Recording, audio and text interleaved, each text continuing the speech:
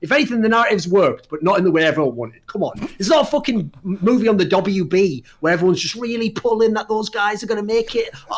He's been trying so hard and he was kicked out from... he was kicked out for a reason. He wasn't good enough. Game over. Move on. The world's grow. It's not an anime. I always like to imagine Doran as like a really he was a very like lively boy growing up, very lively teenager, and then he had like a great tragedy in his 20s and 30s, and then it changed him as a person. Like where there used to be a heart, now there is like a black hole, and he doesn't have feelings anymore, and he can't sympathize with people. It just changed him into a villain. Like something happened in his life, and whenever he says stuff like this, I don't feel upset. I just feel sad and bad for Doran. I'm like, you poor man, what happened to you? How can I help you? I want to be there for you. Loco, if we made a fucking episode called Drive Thorin, and then you found out all that shit about me, you'd probably pull for me, you little fucking pleb.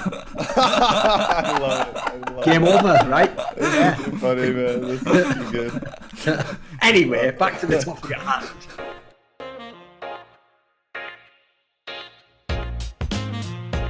Right, this is going to be episode 44 of Listen Loco. And Locodoco's done it again. He's done that thing where he invites someone as a guest who represents one of the losing teams that we're now going to have to dissect, blame all of his teammates, talk mad shit on them, etc., etc. I don't know why he keeps doing this, but you know what? Fair enough, Loco. I mean, to be fair, last time it ended up not being that awkward just because of the guest. We made it awkward. So in the end, it wasn't really a big deal. In fact, he actually ended up being the voice of reason in some mad sense. So Goldenglue is the guest for this one. Former mid laner of Cloud9. Now you're just working with the academy at the moment, right? Are you still technically listed as a sub? I'm still with the 7-man roster, but we didn't really use our 7-man roster for our match. Sure. Okay, actually, what people might not know Loco is, I actually know Goldenglue a little bit, because here's the thing, I've done some content with him in the past, and I'll actually vouch for him. He's one of those people where there's a lot, I know there are some, I tell you something that's actually probably an overrated phenomenon, is actually pros in LCS getting really mad at criticism and stuff. Most of them don't get that mad actually, that's just in public, sometimes they snipe back or they get annoyed in an interview or something, I've actually found most players, either behind the scenes or on shows, are pretty reasonable, they can take criticism if they do badly or if their team loses or something, so I actually anticipate Goldenglue will be pretty reasonable on this episode. I don't think he's going to get mad about a lot of stuff. In fact, in general, I'd say probably one of your best qualities is good mentality. Understand, got to improve, got to work through problems, right? Yeah, I don't think I'm going to get mad. And that's a throwback to when we last talked. I think it was 2016, 2017. I don't know. It was when you did that boot camp. Yeah, it's when I went to Korea by myself a while ago when I got benched on Team Liquid. But yeah, I mean, losing sucks, but I don't think we're all taking it with we're trying to get what we can learn from it away from the loss. And as much as it does suck, right? There is a small part to it that I didn't play, so I don't feel as bad as if you talk to any of the 5 players who played and lost, right? There's definitely a difference in feeling, because I felt like the team, the loss as a team, but I didn't feel the loss as a player. So it's a bit different. I feel like I can be pretty reasonable. I'm not going to be like, how dare you say that, Thorin? I can't believe you. I'll be fine. It's all right. Okay. Well, let's just start with the C9 TSM one, because let's face it, it was the best semi-final. It was the most hyped one anyway, not least because Loco, he's basically already given away his hand, hasn't he? He already said that if TSM won this series, he was going to pick them to win the whole LCS. So maybe Loco, in true Locodoco fashion, the bet to decide all bets will be as to whether TSM or Team Liquid win, because I know I might be willing to go on the other side on that one, son. So I'll gladly take also, I will doubly enjoy Doublelift beating you as well as me, and then you having to do a video. That's 3 wins in one for me. That's the trifecta, baby. So we'll wait for the end of the episode on that one, but I think we'll probably do this one. So let's start with this semi-final here, because going into it, as far as I remember, Loco, you did actually pick C9 to win still, right? Even though you said in the hypothetical where they got to the final, they would beat Team Liquid. You had C9 winning the semis, right? Yeah, I had C9 winning. I thought C9's top side was better. I thought C9 was more multifaceted. TSM's strength was actually playing to Broken Blade and enabling Broken Blade as a carry, and I was like, wait, Licorice and Svenskeren are the best top side in the league. So where TSM is strong, C9's going to be stronger. What I underestimated was how well Bjerg was going to play. Bjerg was insane in that series. I think he single-handedly carried Game 3. So Yeah, I mean, I had C9 winning going into it, and I think a lot of analysts had C9 winning. Yes, I actually think off the top of my head, almost everyone, maybe like one person didn't pick them. I think almost everyone had C9 as the overall winner on that one. I'll just say this at the beginning, right? Before we start this discussion, which I hope, listen, yes, it is a talk show. We will have some hot takes. People will say that players are shit, who actually are obviously some of the best in their region, but just didn't perform that well in this match. Like, we all understand the code of how these shows work. But I just want to say at the top of the show before we get into the games, right? This is how you know TSM is back. This is how you know that they won, they're back in a final, and people actually think they can win. Because TSM fans are back. I know a lot of them must have done that fucking Homer Simpson gif where they all went backwards in their Team Liquid jerseys and then came out in the TSM jersey. Because, you know what, Loco? I haven't seen these guys for a while. You know, last year, a lot of them were even on my side, like, yeah, Thor and Flame TSM, they're not doing well enough. Now, all of a sudden, you'd literally think TSM 3-0'd this series, the way all their fans are talking. Like, this was one a mega close series. Like, halfway into game 3, this looked like a 3-0. Like, TSM fans, could you just calm the fuck down from it? Yes, Bjergsen was really sick. Yes, we're going to talk about all the good shit TSM did. But there was 2 games early on in the series as well where you're getting absolutely battered, where it was like looking like a complete 3-0 stomp on the way. So just want to say, let's temper all of that discussion before people go too crazy. Because I noticed people already went way too ham on some shot. Like, let's go with the first topic, Loco, that you alluded to there, which is the top side matchup. Again, I think most people, a lot of people had Licorice's MVP candidates. I think most people would have said that's the most obvious and glaring advantage for Cloud9 is they have Licorice. Broken Blade's a rookie. He's coming into his first ever LCS playoffs. Even though they have played to him a lot in TSM, it worked sometimes, didn't work as well on other champions. I have to say, that's one area immediately where this series was depressing as fuck for me. It's like, I don't think Reapered got that memo, Loco. He's not aware that Licorice was the best player on their team or was the fucking best lane matchup. He thought he had fucking Impact still on Cloud9. He's like, oh, cool. Yeah, go on, Impact. Just put you on a few tanks and bruises, lad. Go on. You know, no need for you to carry this game. What the fuck was that? I mean, we're going to be jumping straight into Game 5 if we're talking about top lane matchups and picks where Licorice was put on Ornn. But I don't think it's like as outrageous as like it's not that outrageous because Licorice is still a really, really great tank player. So it's not like he's very one-sided and he can only play carries and he's bad on tank. Is he a really, really great tank player or is he a really good Ornn player? I think he's really great. Wait, keep it real. He's really great on Poppy, and when during time Maokai was meta, Licorice was really great on Maokai. Also, wow, 3 whole tanks ever. Wow, shit. He's also good on Shen. He's just very well rounded as a player, and I think Licorice on tanks isn't the end of the world. Would I have preferred them on a carry? For sure, I would have preferred them on a carry. Loco, it's the same thing again. Every fucking week, the same conversation. Oh, the player who you had the best advantage in a lane with goes on to a supportive champion, whether it's Lissandra, whether now it's the fucking tank in the top lane. It's like these comps do not make sense. Like here, think about it this way, right? I'll give you a great analogy, right? So on the plane home from China, I watched that documentary, which I'd recommend to a lot of people, by the way. It's a documentary called Free Solo. And it's a documentary. It's really great, isn't it? And what makes this documentary amazing, right? It's about this guy called Alex Honnold, who you might have seen was on a Joe Rogan podcast episode. And he's one of the best rock climbers in the world. But one of his specialties is doing what they call free soloing, which is where you do the same wall, but with no ropes. So as they say in this documentary, you are basically going for perfection. Because if you get anything less than perfection, you probably fall and die. If you fall really early on, you might just break your leg or something. You know, if you fall super high up, like, so you should see some of the cliff faces these guys climb up. It's mental. Insane. But here's the point I'm going to get to, right, is probably the most interesting part of the documentary to me is when they ask him about, like, you know, why don't you feel fear? Or a lot of people just assume naively, you know, he just doesn't have, like, fear or whatever. Oh, that's why you do, you know, he must just not feel fear. Because, by the way, if you notice, most plebs just look at anyone else's strength and go, oh, I'm sure that was all just luck, or, you know, you're just born that way. Like, they never want to believe it was, like, hard work, you know, mental fortitude. And what this guy says was so interesting because it ties into literally what everyone I've heard in every other sport says, which is it's not that you're not afraid. It's that in the moment, the reason that you don't focus on the fear and let it paralyze you is you think to yourself, I've prepared for this situation. I've done this grip before. I've moved to this angle. I know after this that I moved to here. I know what I'm taking. You know, it's like the knowledge that you are prepared is what removes like fear having power over you. It can still affect you, but generally you can do it. Now, the reason I bring this up is when I'm in a game 5 and it's like elimination or we go to the championship, in that moment there, how I'm going to remove people having those nerves is I'm going to give them their comfort champion. I'm going to put them in a situation that we've played a million times before.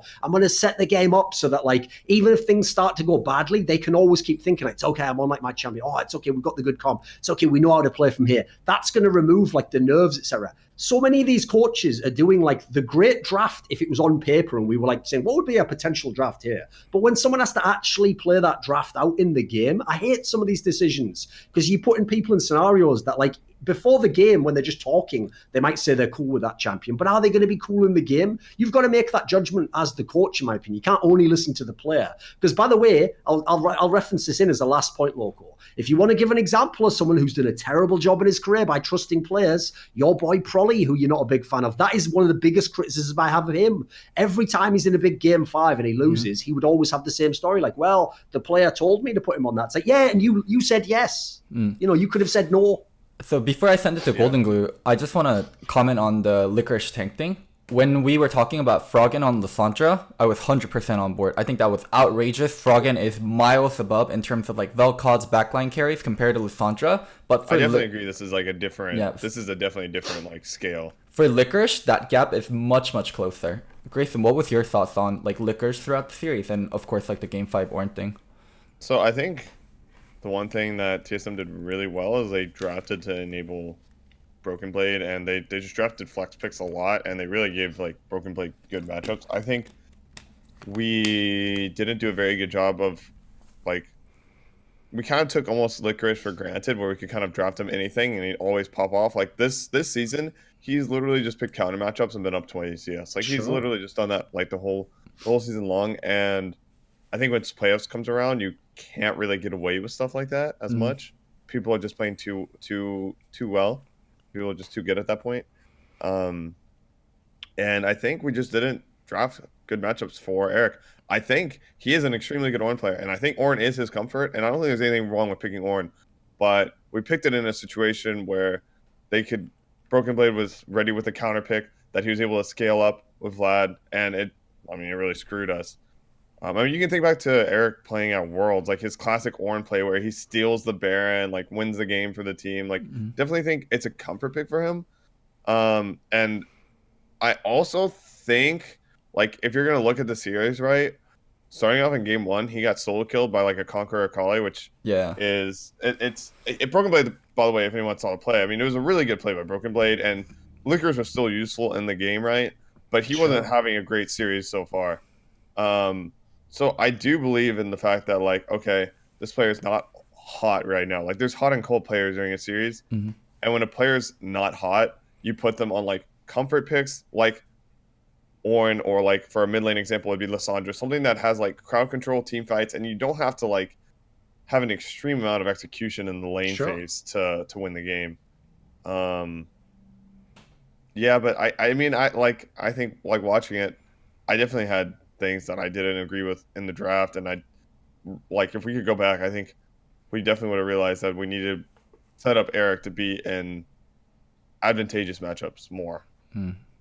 Because naturally, the consequence of that draft is like so much of the game is going to be on Nisqy. He's going to have to go fucking ham. And listen, he had the broken ass champion. Yeah, I mean, he had the right champ for it. To be fair, by the way, it is Nisqy's champion. If you ever saw him when he was on Splice in Europe, but that's a lot of pressure to put on someone. If I have to bet who's going to come through in game 5, I'd take Bjergsen over Nisqy.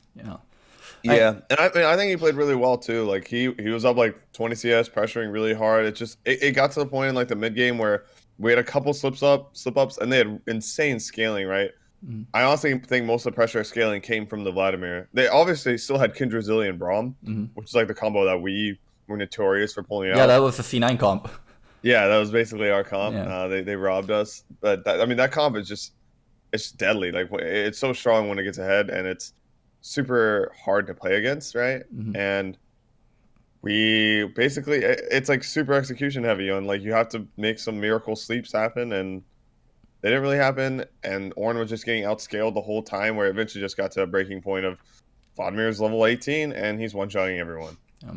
Let's go a little bit earlier in the series when you guys pulled out Sonoteric. Were you guys surprised at all that TSM didn't contest you guys on the Sonoteric, with maybe them taking it later and also just playing Vayne Lulu into it?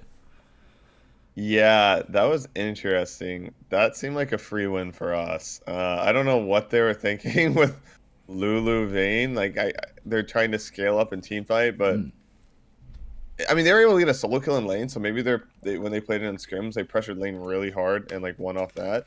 But Sonoteric is just kind of bonkers in the sense that if you just scale up, when Sonoteric group up with a team, it's like, okay, these guys are like 20% more movement speed. You can't poke them, and if you engage on them, they go invulnerable for like 5 seconds, and they can also engage on you with Sono. Like, it's just a dumb combo.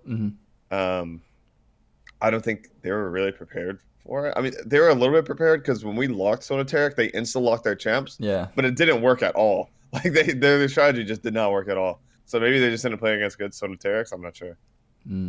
I thought that was interesting for sure. I thought for the first 2 games, this is exactly why some people had Svenskeren as like MVP candidate this split. Like, what a great job he was doing all over the place. He was 1v9. He was actually he was playing insane. Like, I thought the series was over. Like, I knew for sure. I actually not that I thought. I knew the series was over when we were 2-0. I didn't even believe that there was a 1% chance we would lose. Yeah. Because if you think about it, right, like I said to you, Loco, this is the reason why TSM is not really the team people build them to be. And absolutely, you could have lost this series, but fair play. They won it. Great job. Is when they're at their best, yeah, they look awesome. But to get to that best, they have to get all these early leads. They have to get the favorable matchups. Yeah, so if they get behind like this is why I find the final very, very interesting. If they get behind like this, they look so ineffective because they just look like they're a team who wants to choose when the fights happen. They don't want to just sit back. Acadian was really shitty in both game 1s in the Echo Fox series and first 2 games, yeah. No, in the Echo Fox series and also this. Oh right, the other series, this one. Okay. He was really shitty on both game 1s, and he's a player that seems like he needs time to rev up and really get into playoffs. So yeah, for any team facing them, 3-0 is probably the most ideal because by the end of the series, Acadian is functional and he does find his footing, and they are decent about adapting. So yeah, I'm actually with Grayson here on after 2 games, and even in game 3, there was a point where C9 had Baron on their comp as like a Jinx, Tom Kent, Zillion, GP. Like, the scaling was fucking insane, and they had Baron. I thought TSM 0 chance to come back, and I thought the series was over there. And I would even say if you go back into that situation and allow TSM and C9 to play it again, 9 times out of 10, I think C9 wins there. And the series is 3-0. Well, that was where there was then a bunch of skirmishes in like that 3rd game where Bjergsen just started popping off basically. That was basically when the series turned, wasn't it? Like that's half the problem is like you can't let the best player in the series be in that position. So listening to C9 release their comps, or like a mini version of their comps in their series called Brain Check, and listening to their comps, Zazel's so calm, and Zazel's usually really good about stuff saying, careful commit, like play it slow. He is. They even made some bad. You could hear from their comms they made some bad calls in those last games though. His calls are usually so good, and then there was the point where C9 had Baron, and they're chasing Acadian and Smoothie, the All-Star and Gragas, into a very, very small choke. Gragas is able to get a really great ult off and chunk everyone.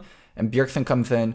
Niski fails his ult on Jinx, so Jinx has Zillion ult really early. Bjergsen kills Zillion, insta-kills Jinx, and the fight is over, and C9 loses all Baron. And I thought that was the turning point for the series, and probably the biggest mistake C9 made. Yeah, I think like game 3 was definitely our game to lose. But we knew we picked some. I can't like reveal too much information, but we picked some stuff that we weren't exactly comfortable on, like a composition rather, I guess, that we weren't really comfortable playing with. Where we just didn't really have. Our only threat was really it was Sneaky's Jinx, and it's a hyper carry, right? But when you have to mark so many different flankers coming from the sides, it's kind of hard to like keep him safe, because basically what would happen is like they would pressure the engage on Sneaky, and then like Niski and Zazel would both use, like Zazel would eat him and Niski would ult him at the same time, right? And that happened so many times, and no one on TSM felt any threat besides anyone but Sneaky. So it was really easy for TSM to play when no one else were threats, and that was the biggest problem we had in that game. I don't think we should have picked like the one carry draft, to be honest. Isn't GP a carry? Because you guys are also running GP in that comp. Yeah, we're running GP, but he just was getting murdered by Akali. Like, he was trying to keep out Akali from killing Jinx, and he would just get one shot. So it didn't really feel like they had any problems with anyone besides Jinx. And I do think that, game 1, game 2, Dennis was playing like MVP status, and then game 3 and game 4, I think he kind of started trying to like ego too much and like try to go more risky pathing, and it didn't pay off. And then it like enabled Acadian to get back into the series. I still think if we still think we're the better team, which we lost, so we're not. But we think if we like replay the series, 9 out of 10 times, we're gonna close it out. We're gonna draft like comps that we're more comfortable with, and we would just win the series. But that's just not what happened on that day. That's the part that I don't really get about the whole series. It's like, if you draft this way and you knew you were the underdog, and it was like, right, we've got to do something creative here, we've got to get like some sort of a weird edge, like a surprise factor, I'd get that. But like, if you thought you were the better team, as I'm assuming Reapered did, these drafts are like, he fucking outdrafted himself. Like, it's like he was trying to be too cute. Like, every draft has to be totally different, and it's going to be like something they'll never expect. And look at all these mid lane champions we're going to play. It's like, why bother? Like, you're the better team. You're winning 2-0. At that point in time, I'd just go with conservative drafts. Just say, listen, we're surely going to win 1 out of 3 games as the better team, So for game 4, I was really surprised, and I guess if you can reveal it, then feel free to reveal it. If not, then whatever. Like, when Reapered and Svenskeren, they locked in Jarvan, Reapered and Svenskeren kind of did like a mini fist bump, and they showed it on Facecam. I thought that was really, I thought that was really strange, because they early locked in Jarvan, where I thought Rek'Sai was the really core pick in the series, and they gave Niski Zed. And Reapered said before, when he was reviewing TSM games, that he was very honest about it. If I give Niski a counter pick versus Bjergsen, then the matchup's going to go even. If Bjergsen gets a counter pick versus Niski, it's going to be really bad for us. Like, knowing that there is a skill difference and being very frank about it, like, why did he pick Zed into Zoe? And it had to be, like, if you pick Zed into Zoe, you have to get kills and you have to split push, and a lot of the onus is onto Zed, and Niski is the player with the ball. Niski is the one, like, making the calls and doing the execution. It was just so strange to me, the game 4 draft, and I think that's where a lot of my criticism is, more so than game 5 for the draft. Yeah, I mean, when we're picking 4-5, I remember like Reaper was asking Niski if he wanted to play Zed or another champion, and Niski chose Zed, and it was like with 10 seconds left or so, 5 seconds left. So I think we just put a high priority on putting players on comfortable champions, and Niski thought that was a good situation for Zed. Me backstage, I was like, you pick the fucking mage, like just pick a mage and win the game. Like, that's how I was feeling backstage. Like, I would have told him, I'm not gonna say what champ, but just pick that fucking champ. Like, don't pick Zed. Like, don't try to be flashy. Although how the game went, like, I think Niski was playing lane phase extremely well. He was up like 20 CS. He got a really good gank level too. I was so shocked that Bjergsen lived there. I was so shocked that Bjergsen just like let a level 2 Jarvan actually gank him. Like, he actually just stood to the right side and took the EQ, took his whole HP. I was kind of really surprised. Is it when he died with both using heal and flash? I don't think he died. He just burned. He used barrier, and he lost like all his potions. He lost a ton of health, and I was kind of really surprised that would happen. And Niski was able to get a huge lane advantage from that. And I don't think we ever killed Bjergsen in lane though. Maybe we killed him once. Okay, yeah, it was my bad. It was in game 1 where Bjergsen died using both heal and flash on Zoe. I was mixing up game 1 and 4. My bad. Yeah. But yeah, I don't know. Kind of. What was the other point? It was the Jarvan first pick. Yeah, I think I don't remember the exact situation of why we wanted to first pick Jarvan. I just think we didn't want to first pick anything else. So Dennis was willing to like first pick his jungler. I think that was the situation, and Dennis is like pretty damn good Jarvan player. Like, I don't think he had that very good game that game, but in scrims he's just super dominant on Jarvan, so we were happy with it. Okay. Yeah. Also, another thing I really wanted to ask about was Dazel's play in game 4 and 5, because Dazel for me is second best support to core JJ, and I think it's actually a lot closer than what a lot of people give credit for. I think we watching this series, No, that's why I was so shocked for game 4 and 5, because I think that was far below usual level for Zeyzal. When I watched, Convenient. no, it's true. Whenever I watch C9, the combination of Zeyzal and Licorice, like how they engage and how they flank together, is always on point. I think there's a lot of synergy built in from United days, and Zeyzal being a primary shot caller. Zeyzal on All-Star, Licorice on any kind of flanker, Hecarim, Ornn, Aatrox is usually so on point for C9. Zeyzal looks so off on... Yeah, he just looked so off on game 4 and 5, and I was extremely shocked by how kind of the level he was playing at. Yeah, I mean, I think I agree, and we addressed it as a team. Like I forget who, but we're talking about a review that said like, what do you guys think we went wrong? And we listed a lot of things, drafts and stuff, and then someone mentioned like Zeyzal had a bad day, and I definitely think he's a way better player than he showed in those last games. I think it was, I do think Zeyzal's a really good player.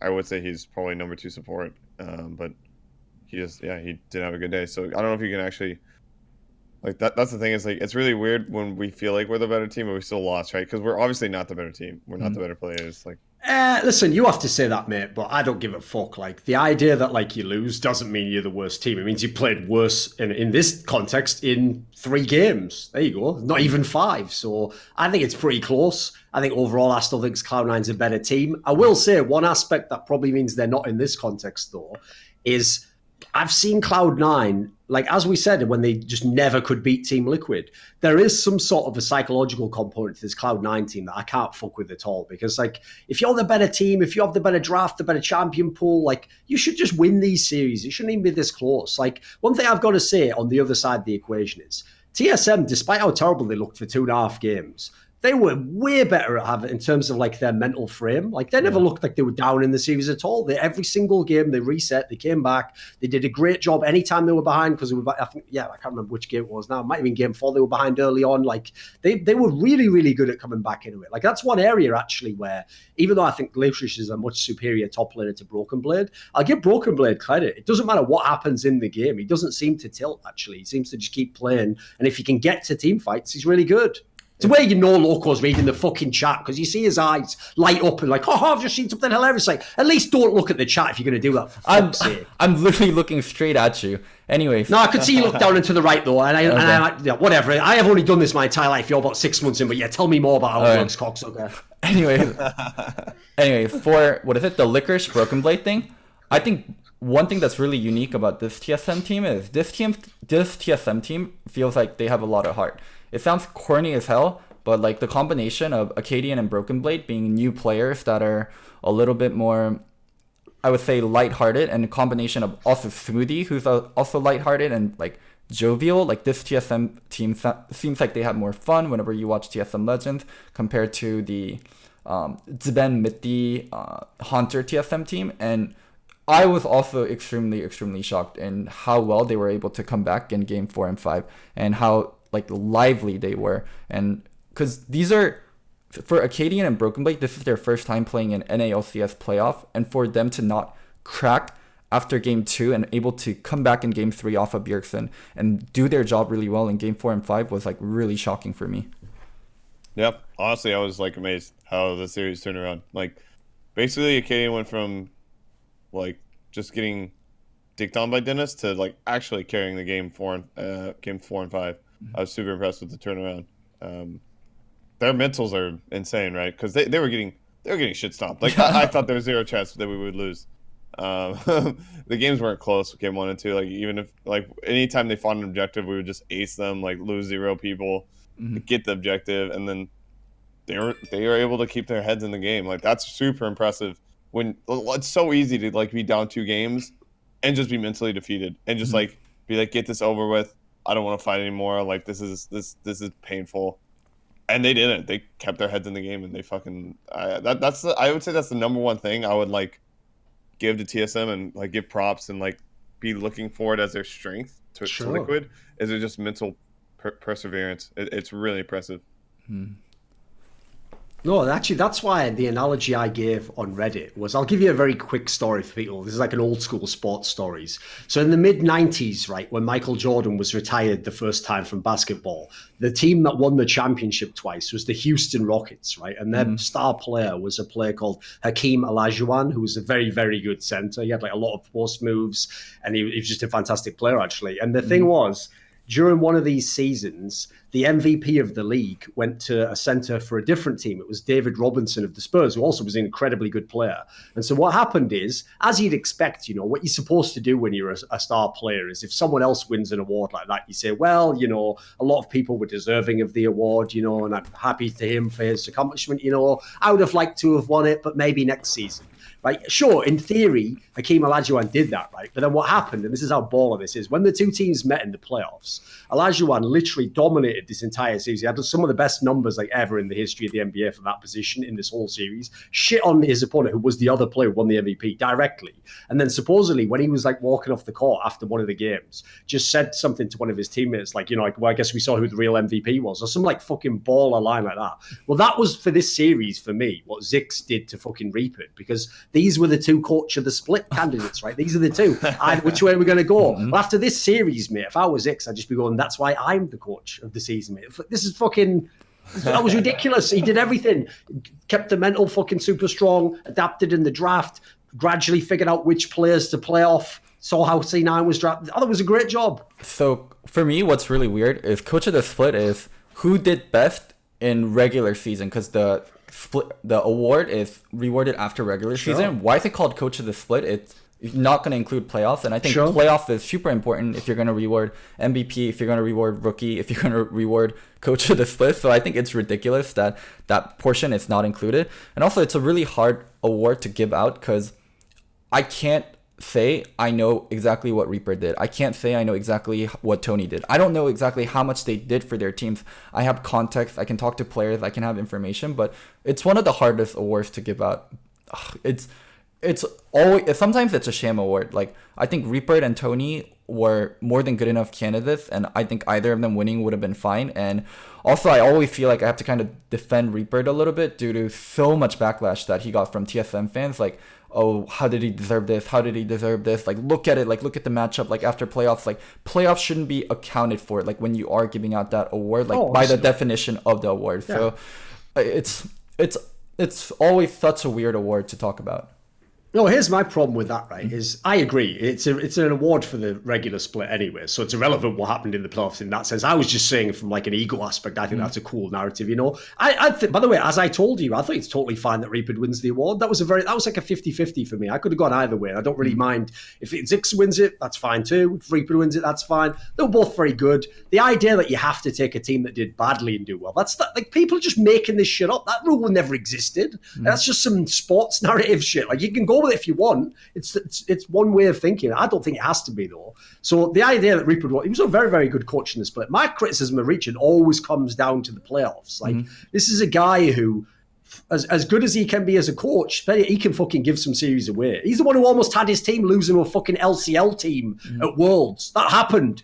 The same people are like, yeah, but what about top 4 worlds? There would have been no top 4 worlds. They lose one extra game. Like, you should never even be in that position. So I'm not hating entirely, but I'm saying there are clear flaws in playoff scenarios that I've seen year after year after year. And the reason why it tilts me is because, unlike actually TSM for the last 2 years, they've never had a bad Cloud9 lineup. I think if you find a bad Cloud9 lineup, you got to go back to like season 5 or something. Like, every year they have tons of good players across the board. And I actually think that's part of his problem, Loco. It's because he has all these players, it plays into the global meta thinking because he thinks, I have all these tools, I can do anything with it. Now it's time for Reapered's game.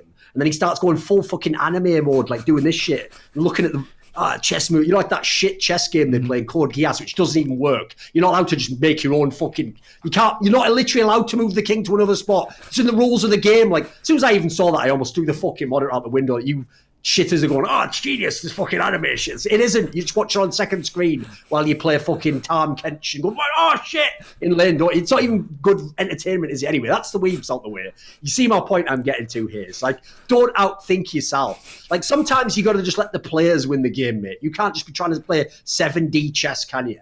I'll give my 2 cents before getting Grayson's take on Reapered. I think Reapered is a very player-friendly coach and a very player-enabling coach. He's someone that trusts in players a lot and gets the best out of his player. And he enables him to get dicked in Game 5 of every fucking series I ever see him play. My bad. Was I not supposed to say that? Oops. Keep going, Loco. I'm sorry he couldn't press the R button for Jensen's Echo, but like Reapered is like that's his strength and also like part of the weakness, right? And that is like it's so hard to do, like go against like what you've normally done in practice, go against what you've always done, like enabling players, like giving them what they want, like giving them a choice of draft and letting them be part of the draft and really like having them be part of the process and take that away like at crucial moments because you feel like you need to do as a coach. Maybe that's what he needs to do as a coach to get to next level, but it is like very ingrained and like very much part of him, like enabling players as much as possible.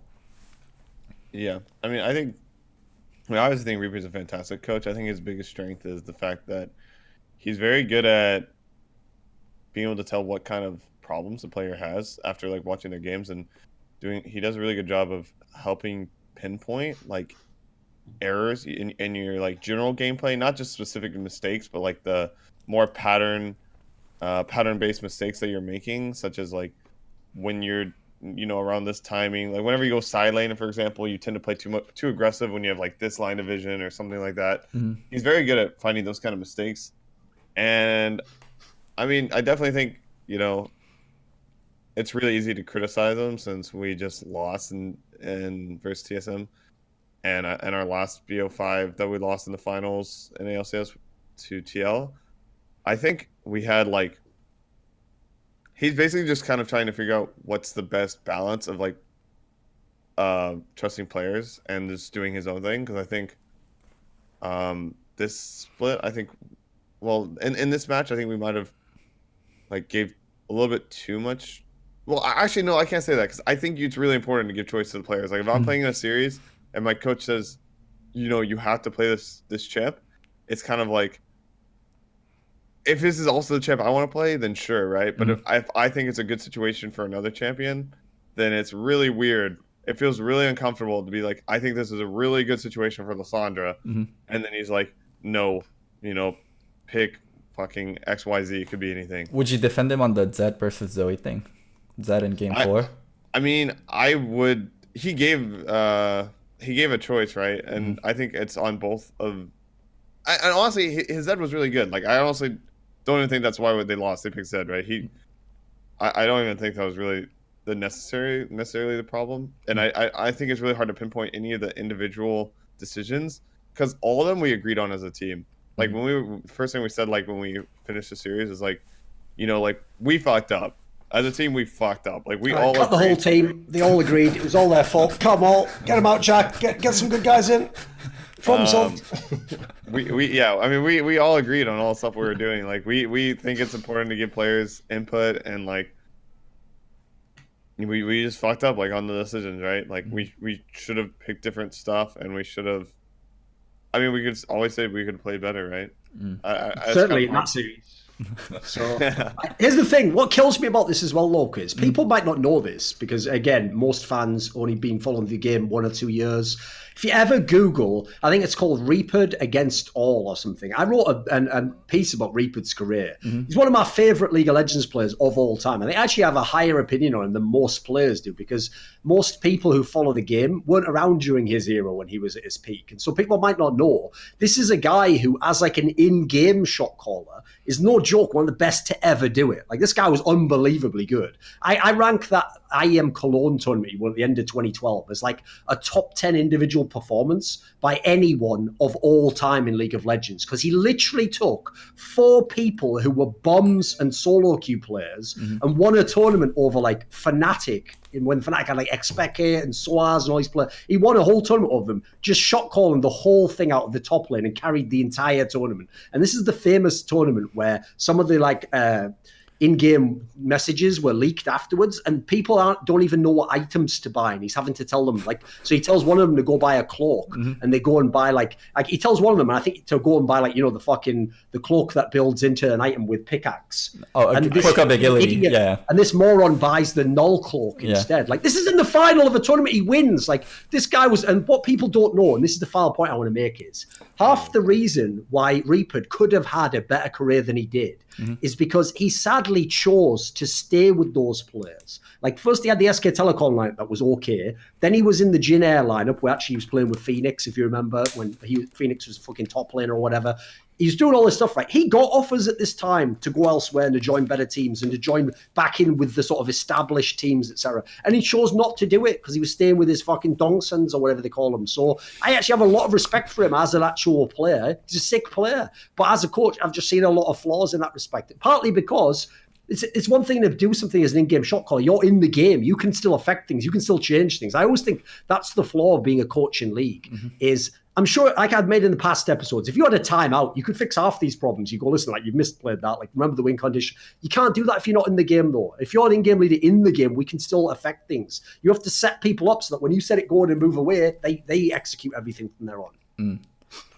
To move on to other parts of the series, I think Bjergsen's performance in game 3, 4, and 5 was one of the best of his yet. Like, him being proactive, like him actually like making the flanks, like, because when you think about good Bjergsen series, like from back then, it's Bjergsen's the back line. Bjergsen carries better because he's not dying and he's doing more damage than the enemy back line. But this series from Bjergsen was none of that. It was him being proactive, him roaming, like him making plays along with Smoothie. I thought Bjergsen and Smoothie were so crucial in TSM's win. And it was really nice to see Bjergsen win in this way compared to the ways he's won in the past where it was like slowly choking you out. We're the better team.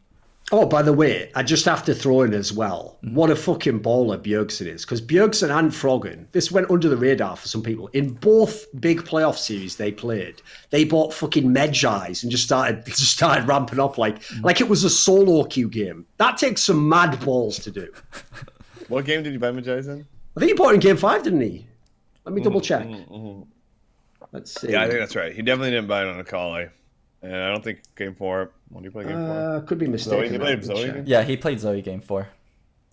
Yeah, I think he played phenomenally. I think the biggest thing is game 3 was just one of the most monster performances I've ever seen. The Kali flank. Oh. Yeah, like, I mean, just even the whole game, like, that's not a good lane for a Kali, and he was pressuring, and it was just such a monster performance to get them back in the series. Like, he really got this team back, put the fucking team on his back and put them in the series. And said, we're playing fucking 5 games. And, he played really good game 4 and game 5 too. Like, he played really great. But I still think his game 3 performance was just phenomenal. Just like one of the best performances he's had in playoffs. Was there any other standout players on TSM that you thought did like way better than they normally do? Game 4, game 5, Acadian stood out. Game 5, I think Broken Blade overall the series was doing well. I think even in the games they lost, he was pretty good in team fights. Yeah, and then I think did well. I mean, it's not like surprising, but Sven just picked Ezreal like he's been doing for the like last 2 years and did well on Ezreal, even though they nerfed it. So shocker, Sven picked his one trick and won. But yeah, I would say that those mainly Acadian game 4, game 5, and Bjergsen game 3, and then Broken Blade like throughout the series. Like Broken Blade for like his first like split in NALCS, I think he had a really good series. Sure. Oh, final topic before moving on. I thought after game 4 that we might see you and Blabber coming, or at least you. Was that never a consideration? I didn't really get too much practice with the main team before the finals. Or before the playoffs. It was more heavily considered that Blabber was going to go in. I thought Blabber was going to go in for game 5, but then we made the decision not to, just to like keep the team functioning. It's not really my decision. It's just Reapered's choice. Doran, anything you want to touch on before we move to the other semis? Not really. Like, I think TSM played above what I expected overall. I do think that I already know everyone will just ignore the first two games, make out like they won 3-0, like I said. So I do hope that they look at some of that stuff, because like if any of that shit happens against Team Liquid, I think they're going to get completely wrecked personally. I mean, I really hope they play like they did in the final games, because I don't want, if they play like how they did in game 1 and game 2, it's not going to be close. Like TL will just murder them. So I'm really hoping they pull up like the late game performances that they did in our games. Yeah, and I would also agree, Bjergsen pretty good overall this season. Obviously a bit quiet early on, but whatever, it doesn't matter. These are the important games. Yeah, last 3 of the ones that count. I will definitely talk about the finals. All right. Can you open us on TL versus FlyQuest? You know, by the way, just as a quick aside, one reason why that isn't like that sounds like a mad, like blatantly obvious thing to say, like, yeah, he's a really good player. But remember, dude, if you went back in time last year, this is why TSM fans really are. Like, we have a word in English called feckless. It's like, it's the idea that like you're not just an idiot, but you're almost like oblivious to the fact you're an idiot. It's like you're not even doing it maliciously, you know. You're just like, what's going on here? Oh, I'm smashing everything up. I'm helping. It's like, that's the sort of person they are, right? Because the same TSM fans that obviously love Bjergsen now, because he's probably the MVP and the fucking carried the game. These are the same people last year who were like, oh, stupid Reginald. Why did he fucking kick Doublelift? It's like, because he had a choice, didn't he? He had to pick one or the other. You can't just keep running it back year after year with the same fucking core carries, with the same result, and then just go, well, third time's the try. It's like 3 years is a long time in your org. So realistically, Reginald had to choose in the offseason. Either I picked Bjergsen or I picked Doublelift, and he picked Bjergsen. Now, last year, they were all flaming him as though that was the wrong choice. The point is, that's another 50-50. I can't even say which way I'd come down on that one. It depends what team you're going to build around them. So Bjergsen, if anything, Doublelift's had a better team than Bjergsen the last year and a half. Still does now, in my opinion. So Bjergsen's clearly an amazing player, and shame on any TSM fan who was fucking out on Bjergsen. Like, yeah, that guy fucking carried your franchise. It was fucking years ago where it was Reginald, etc., mate. Like, this guy is TSM. The idea you would have the goal to ever say he should be caught. What the fuck are you talking about? Who are you going to get that's an upgrade over Bjergsen? Well, here's the thing. There's good players out there. There's definitely people you can try. Realistically though, like what has from a business standpoint, and from also right. Okay, Cocksucker, you're the same person who's fine with Niski replacing Jensen, but nobody can replace Bjergsen. All right. I think Niski replacing Jensen is more of like a forced choice, and also like Bjergsen and as core as central with Jensen to C9. It's nowhere near. Okay, go ahead. Did you see this? Oh fuck! I'm forgetting who the player is though. There was somewhere where it was leaked that actually Jack did have some god tier move in line to go in mid lane instead. Oh, I can't remember who it is though. I can't remember if it was like I think it was supposed to be like a Korean. I think it was supposed to be like I'm just going to say BDD or something. I don't know if it was, but I believe it was supposed to be some super sick player that was coming in originally. Did you hear this? I didn't hear this, and Goldenglue definitely can't speak on it. I genuinely didn't hear it though. Never mind then. But as an aside, like I agree on that one. I don't think he made I don't think he literally just thought, oh, I'll trade Jensen for Niski. No, he obviously had to make the hard choice there. But my point on this one is like you can't always use that thinking, Loco, because that's the thinking that fucks you. By the same logic, right? You can never recruit anyone to a top team because what's the odds a player better than that's going to join? He's probably in a better team. You always have to gamble. So the point in this scenario was if you know that it's time to move on from a player, sometimes it's right to get even a worse player as long as it's a different look for the team. So if you could have gotten Jensen or you could have gotten fucking Perks, you could have gotten someone from Europe, of course. Oh, Caps. I think it was Caps. I think people implied that Jack also made a bid for Caps. I mean, that was public. I think Jacob Wolf reported it that he tried to get Caps. Because obviously that would have been absolutely fine as a move. I'd be down with that one, obviously. I mean, I think any org would be foaming at their mouth to get Bjergsen. I mean, Bjergsen is just like... Sure. I think people were... I mean, I always thought it was so funny when people were giving him flack like last year. I don't remember exactly. I think it was like...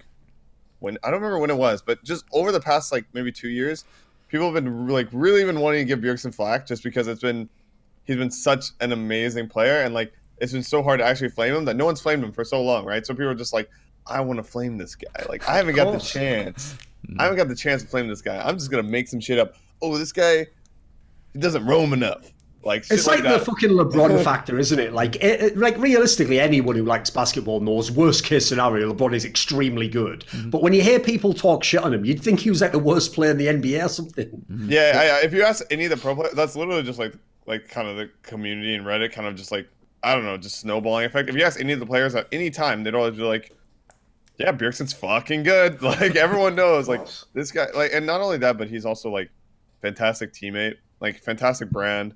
He's really like, you know, he's one of a kind. Doran, do you want to open us up for TL versus Sure. FlyQuest? So what's interesting about this particular series, Team Liquid versus FlyQuest, is that on paper, FlyQuest should have had no chance, but they looked good in the playoffs coming to this point in time. Obviously, as a team, they overperformed throughout the whole split.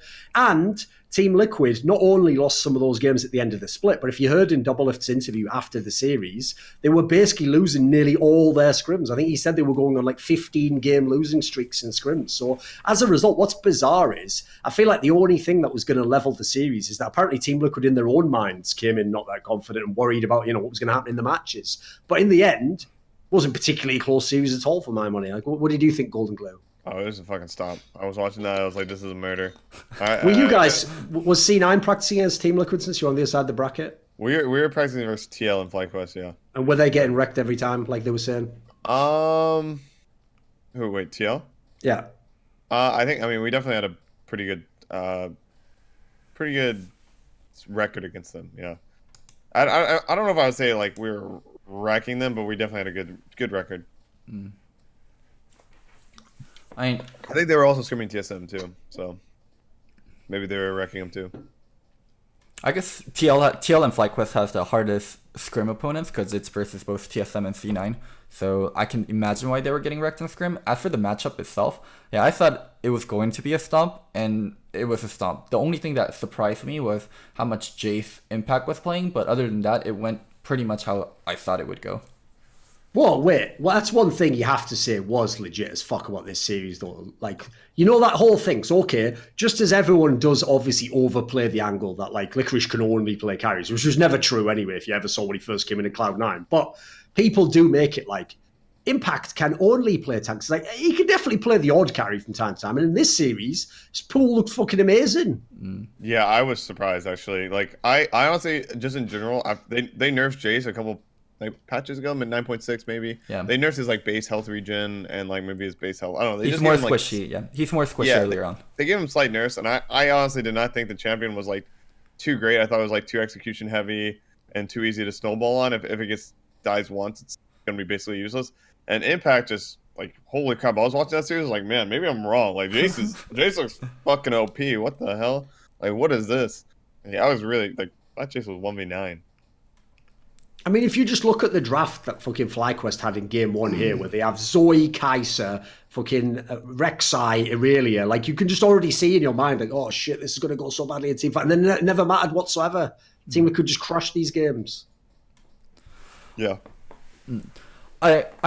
Did any of you guys see the series going any other way? I thought TL just had FlyQuest's numbers so much. I thought FlyQuest maybe could win one game, but it's like I said, actually, funny Loco, this is exactly what I think people flamed me for, where I said, logically, I felt like FlyQuest should be good enough to win a game, but because each specific game, I couldn't see how they could win a game, I had to pick 3-0. What do you know? That is literally what happened. I thought maybe, or go ahead. Grayson, go ahead. I was just going to say, yeah, I definitely think Team Liquid was the heavy-handed favorites going into the match, and no one's really surprised at what happened, right? But I definitely thought FlyQuest could win the game, and if they're really hot, maybe they could win 2 and make it go game 5 and it'd be a spicy series. But TL was just on point, and Impact played well, and everyone just kind of played well. It just seemed, like a murder. I also thought TL was really unlikable going into this series because of the whole Steve tweet thing. We're gonna pick TSM where he tweeted. Okay, by the way, I have that is so troll. By the way, an owner saying we're gonna pick this team, and then that the team just receives so much so much flack for just being well, we're gonna choose the easiest opponent. What do you mean? Why would we ego when we could just play these guys in the finals if they're a good team, right? Yeah, but that's the problem. That's the problem with the joke, Goldenglue, is that in that scenario, if you're haha, just a prank, bro. Remember the context was I think he was replying to Travis, right? And it was someone saying something obviously Team Liquid's just going to pick, the winner of the other match. And he was like, we are picking TSM. Where's the joke? It's not a joke if you actually are just not going to pick them. So basically, that's him saying oh, it's obvious they'll do this. No, I won't. You do it anyway. From a player perspective, just a prank. Oh, I get that. It's a bullshit to call on the players out on it. Obviously, yeah, I agree. The team was obviously going to do whatever the fuck they were. It's not like Steve Arnesen actually had any say in who they were going to pick. I'm pretty sure the coach of the players decided that. But I agree, he definitely set them up to look stupid on that. Yeah, I mean, it's the players and the coaches. It's like the team receiving the flack, right? Which Sure. It's just so stupid. If Jack tweeted that. Jack, like, I'd be fucking. If we received a shit ton of flack because Jack tweeted that we're gonna pick another team, he wanted like ego on him. I think that's fucking ridiculous. Like, if it's supposed to be a joke, then like that's not. It wasn't really a good one. Yeah, it's whatever. Anyway, keep going, Loco. So yeah, I mean, and then the whole Paul Belter offseason story, how he was supposed to be on TL and then he got dropped last second. Jesus Christ! Yeah, keep going.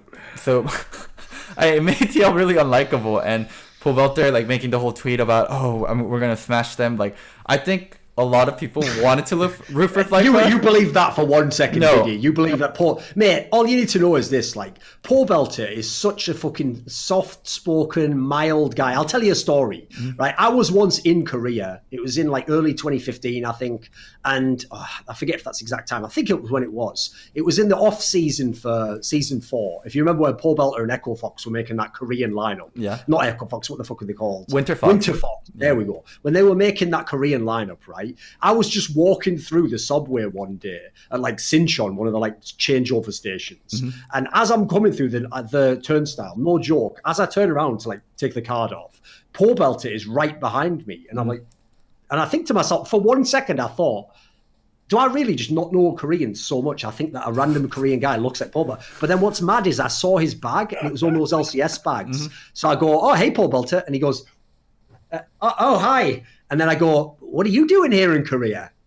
And he goes, just here, boot camping for myself. Except as he says that, almost like a fucking comedy movie, through comes like 2 other players. I think like fucking, I forget who the other players were on the team. Helios, Avalon. Yeah. This is the funniest like 2 other people. League, like, I've 2 ever other seen. people literally come like tumbling through the turnstile, like as though they like falling. Oh, sorry, third forward. Like, and I was like, what? You said you would just boot camp on your own. And he goes, yeah. And then they just walk away really quickly, right? And it's like, in that scenario, he couldn't even just tell the truth there, Loco, in private. Like, it's not like we were on the camera or anything, you know. If he just said, just keep this quiet, I obviously would have, you know. So the idea Paul Belt was going to be like, haha, I will, how do I, checks notes, clap them? It's like, who bought that for 1 second? Come on, man. He's just trying to like play into the hype on me. There's no way you really believe that was the real. Come on. TL Image is like super elite org, and they are a super elite org, and they're like the super rich org, where FlyQuest is a little bit more like fly fam, like showcase greatness. Like we have a great culture. Like we take care of our players. Like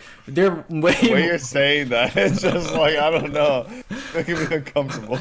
I know, it makes you have a mad creepy vibe when he said that. Like, no, it makes you. We look after our little players. Look at him, this guy. Oh, we're not the best org, but we take care of them all. Honest. Fucking hell, all right. You weirded me out with this shit. All right, let me try again. They have a great culture. They're a team you want to root for. They're the homeboys. Like, you wanted to root for FlyQuest against the evil Team Liquid, and I just couldn't see it. Like, I knew it was going to be a TL3-0. But no, that's the thing. That's why I got worried when you started leading in with the narratives there, Loco. Because I'll tell you this, right? Narratives are fun if they connect to the game. So I'll give you a great narrative that we all know. When Doublelift had that family situation, but he came into the finals, where, but remember, he was still a heavy favourite to win the final, and he did perform and win the final. That narrative then connected to his actual game, where he still was a favourite, and when he won, it was awesome. Here's where that narrative would have made the final terrible, is if he'd been a massive underdog, and then people had been like, wow, he's going to win it just to, you know, prove his family. It's like, no, that's ridiculous pressure to put on someone. Like, if you're not already the favourite, like, he was never supposed to win. So in this scenario here, people tried to do the same thing, Local, like, poor Santorin, I know he's going to win this because, you know, like, fucking, you know, by the power of storylines. It's like, no, he was always supposed to lose this series. It has nothing to do with his family situation. Same shit, like, Paul Belter was kicked off Team Liquid, and he'll show them. He showed him shit, didn't he? He showed him fucking nothing. If anything, what he showed was, like, Steve Arnesen knows what the fuck he's doing. Clap, clap, clap. Paul Belter off to a side team where he can play nicely and get knocked out the playoffs in the semi-finals. If anything, the narratives worked, but not in the way everyone wanted. Come on. It's not a fucking movie on the WB where everyone's just really pulling that those guys are going to make it.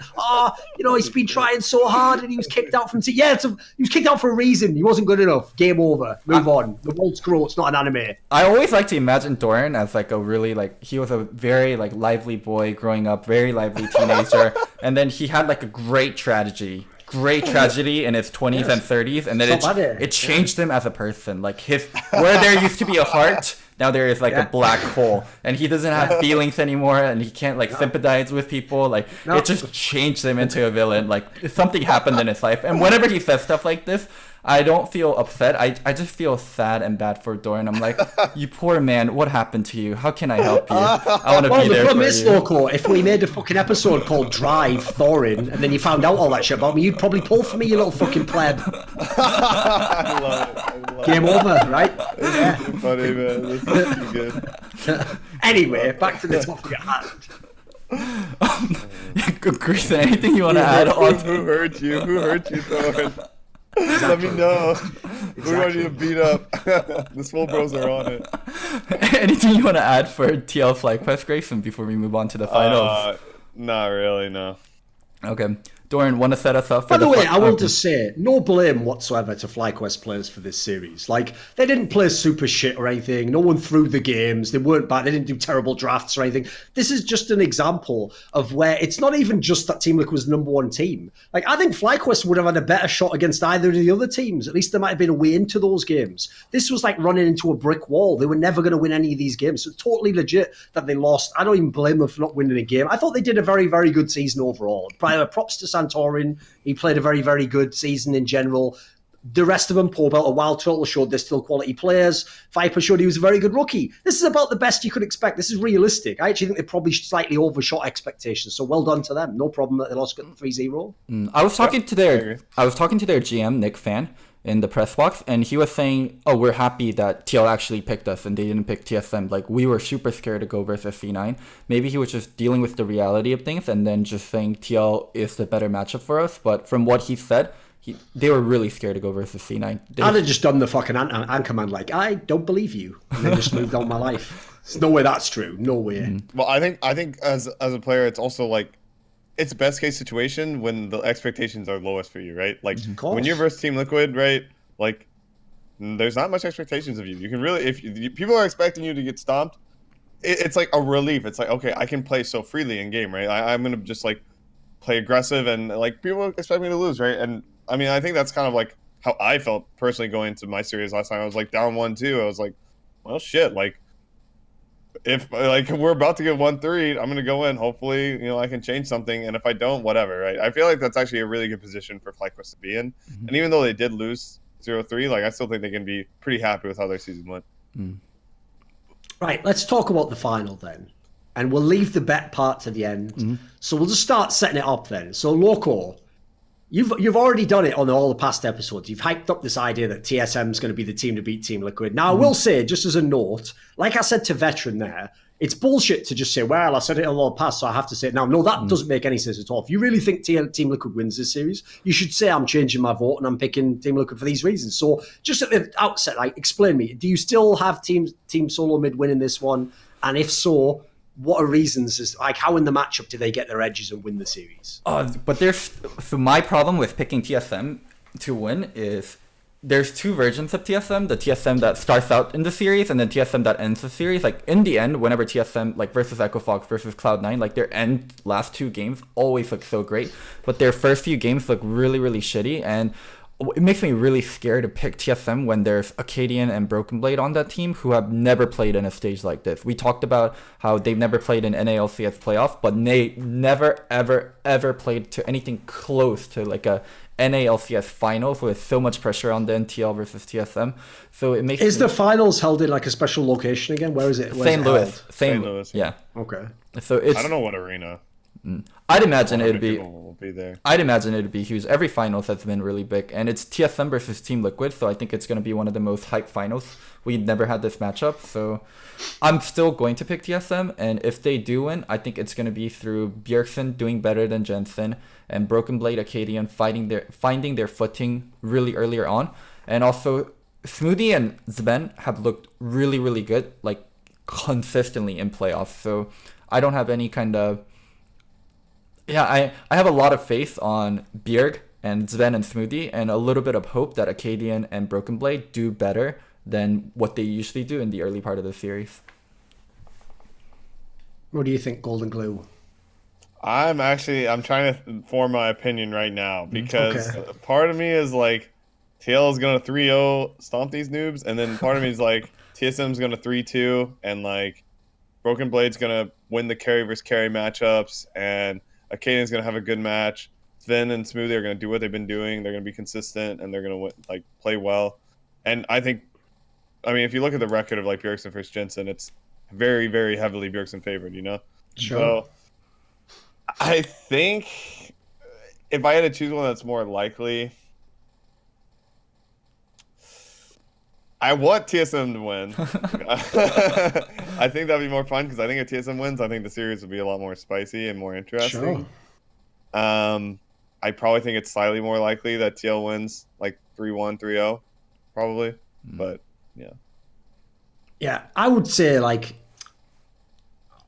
it's hard to call 3-0 because it's not like Team Liquid looked amazing at the end of the split. So I would say TSM probably wins one game, but I do think it'll be like convincing 3-1 for Team Liquid. Like if you look at where they're trying to get edges in TSM, like Bjergsen versus Jensen, I think people overplay some of those past series. Like Jensen has Doublelift now. I don't know how Loco, in all good conscience, tried to actually like imply that he thought like Sven and Smoothie were going to be anywhere close to the bot lane of Team Liquid. That's just Loco doing local things about TSM. Just ignore that, guys. That's his brand. He says stupid shit about TSM, and then if he's right, people just go, well, he used to be one of us, and if they're wrong, they go, fuck him, we fight him anyway. So like, that's just the way it goes with Loco. We all know the way that shit goes, because let's face it, like the best AD carry in the fucking LCS plays on Team Liquid, and the MVP of the LCS plays on Team Liquid, even though apparently fucking Dash leaked that it's Bjergsen. So the true MVP plays. And in fact, that's what's going to be beautiful. You know what's going to be great? Loco isn't here, but whatever. What's going to be great is this finals is going to make Loco look quite stupid, because if logically Bjergsen is the most valuable player, well then how the fuck is he going to lose the finals to Team Liquid and Core JJ, who's going to control the whole game? So I think this is going to be quite sort of a fitting final in the same way as the coach and the split battle happen in the semis. So I'm amazed actually out of this hype. I mean, I guess Loco's somewhat coming around on this, because you see even there he started to admit, like, yeah, there are two versions of TSM. It's like, if you look at the best TSM, yeah, they look really dangerous. Sorry, it was getting cold in my room. The problem is, if you don't get the best TSM, they can look fucking shit in the early game as well. So the difference is, you look at this matchup here, like, Acadian's going to have a much, much harder time beating out Smithy than he did Svenskeren, because one of the things that Smithy is fucking legendary for is if he ever gets behind, he's still in the game. He can still play. He doesn't just int and then give up the whole game. Then you go and look in the top lane. Like Impact, his job isn't to win a carry versus carry matchup. I doubt they even put him on carries half the time. It's just to absorb pressure. In fact, actually, that's the big problem I have in this game, is that I don't think the bot lane from TSM is good enough. So as a result, as long as Team Liquid just stays alive, keeps powering up, their bot lane is better. They will win the team fights. So I'd love to live in a world where Bjergsen pops off and Acadian does some like early game shit and they win one game. I think that can happen, but it's going to be otherwise. I think convincing victory for Team Liquid. I'm amazed that they even revealed that whole like behind the scenes thing that they're losing so many games, because I feel like, I mean, I know obviously TSM was one of the teams that must have been beating us, so TSM must know that. But I feel like that was almost some bullshit where they were like setting up for if they then don't win the split. Like, oh, well, we knew we weren't the best team. It's like, I think in terms of official games, Team Liquid is better than TSM. I wonder, like, I think I heard that TSM had a really good win rate for TL. I don't remember who told me, but I've heard it a bunch of times, yeah. I wonder if that is going to impact like Team Liquid going into the finals. And then I don't think that, like, traditionally we think of Impact, you know, he's not going to pick a carry, right? But what Team Liquid has been showing me, like, throughout towards the end of the season, where their matches didn't matter and the playoffs, is like they're picking a lot of Jace, like they're picking a lot of carries, right? I feel like that. It looked like they were testing it out for sure. Yeah, it seems like that's like the strategy that they want to really work on and utilize. So I could see that being like, you know, like Broken Blade picks like Irelia or something, or Jax, and like pops the fuck off. I could definitely see TSM winning that way. I can always see Bjergsen carrying. So, you know, it's going to be an interesting season, or not season, series. And then, you know, I don't know how the bot lane, like Sven looked really good on Ezreal, but I can't remember what else he played in our series. And bot lane is super influential in the game. I feel like it has a lot of agency. Varus, Vayne. Oh, his Varus, like, he was missing. Like, I remember he, like, flash Q'd and missed. Oh, yeah, like, missed sneaky. Yeah. Yeah, that didn't look too great, to be honest. I still think Sven's a super good player, but I definitely think, you know, like... You think he's an Ezreal one trick? I mean, that's what he always plays. Like he literally always plays Ezreal. That's what he's. Sure. But his Ezreal is like, I think he does it because his Ezreal is like above and beyond like everyone else's. So, I don't think Ezreal is super strong right now. I think you're gonna see like more like Lucian and Kai'Sa. I think those are like the strongest, and I think Doublelift has the edge on those. And if TSM just picks Ezreal, they play to scale versus Kai'Sa, or they're just gonna get stomped in lane by Lucian. I don't know. I don't see that being very good for them. I definitely think TSM has to make something happen top side of the map, top or mid. I'll even tie it into what you just said there. That's also the reason why I could actually see that whole angle of them losing scrims helping them. Because if anything, I don't think they're going to try any cocky shit in the actual drafts. I think they just draft conservatively and just try and win on the Team Liquid we saw for most of the split. Like you do pick scale and shit. Of course, you just wait for Doublelift to come online. There's no point gambling early. That's what TSM wants to do. Oh, one thing I wanted to ask you guys about is Sona Tarek. Do you think? No. Wait there a second.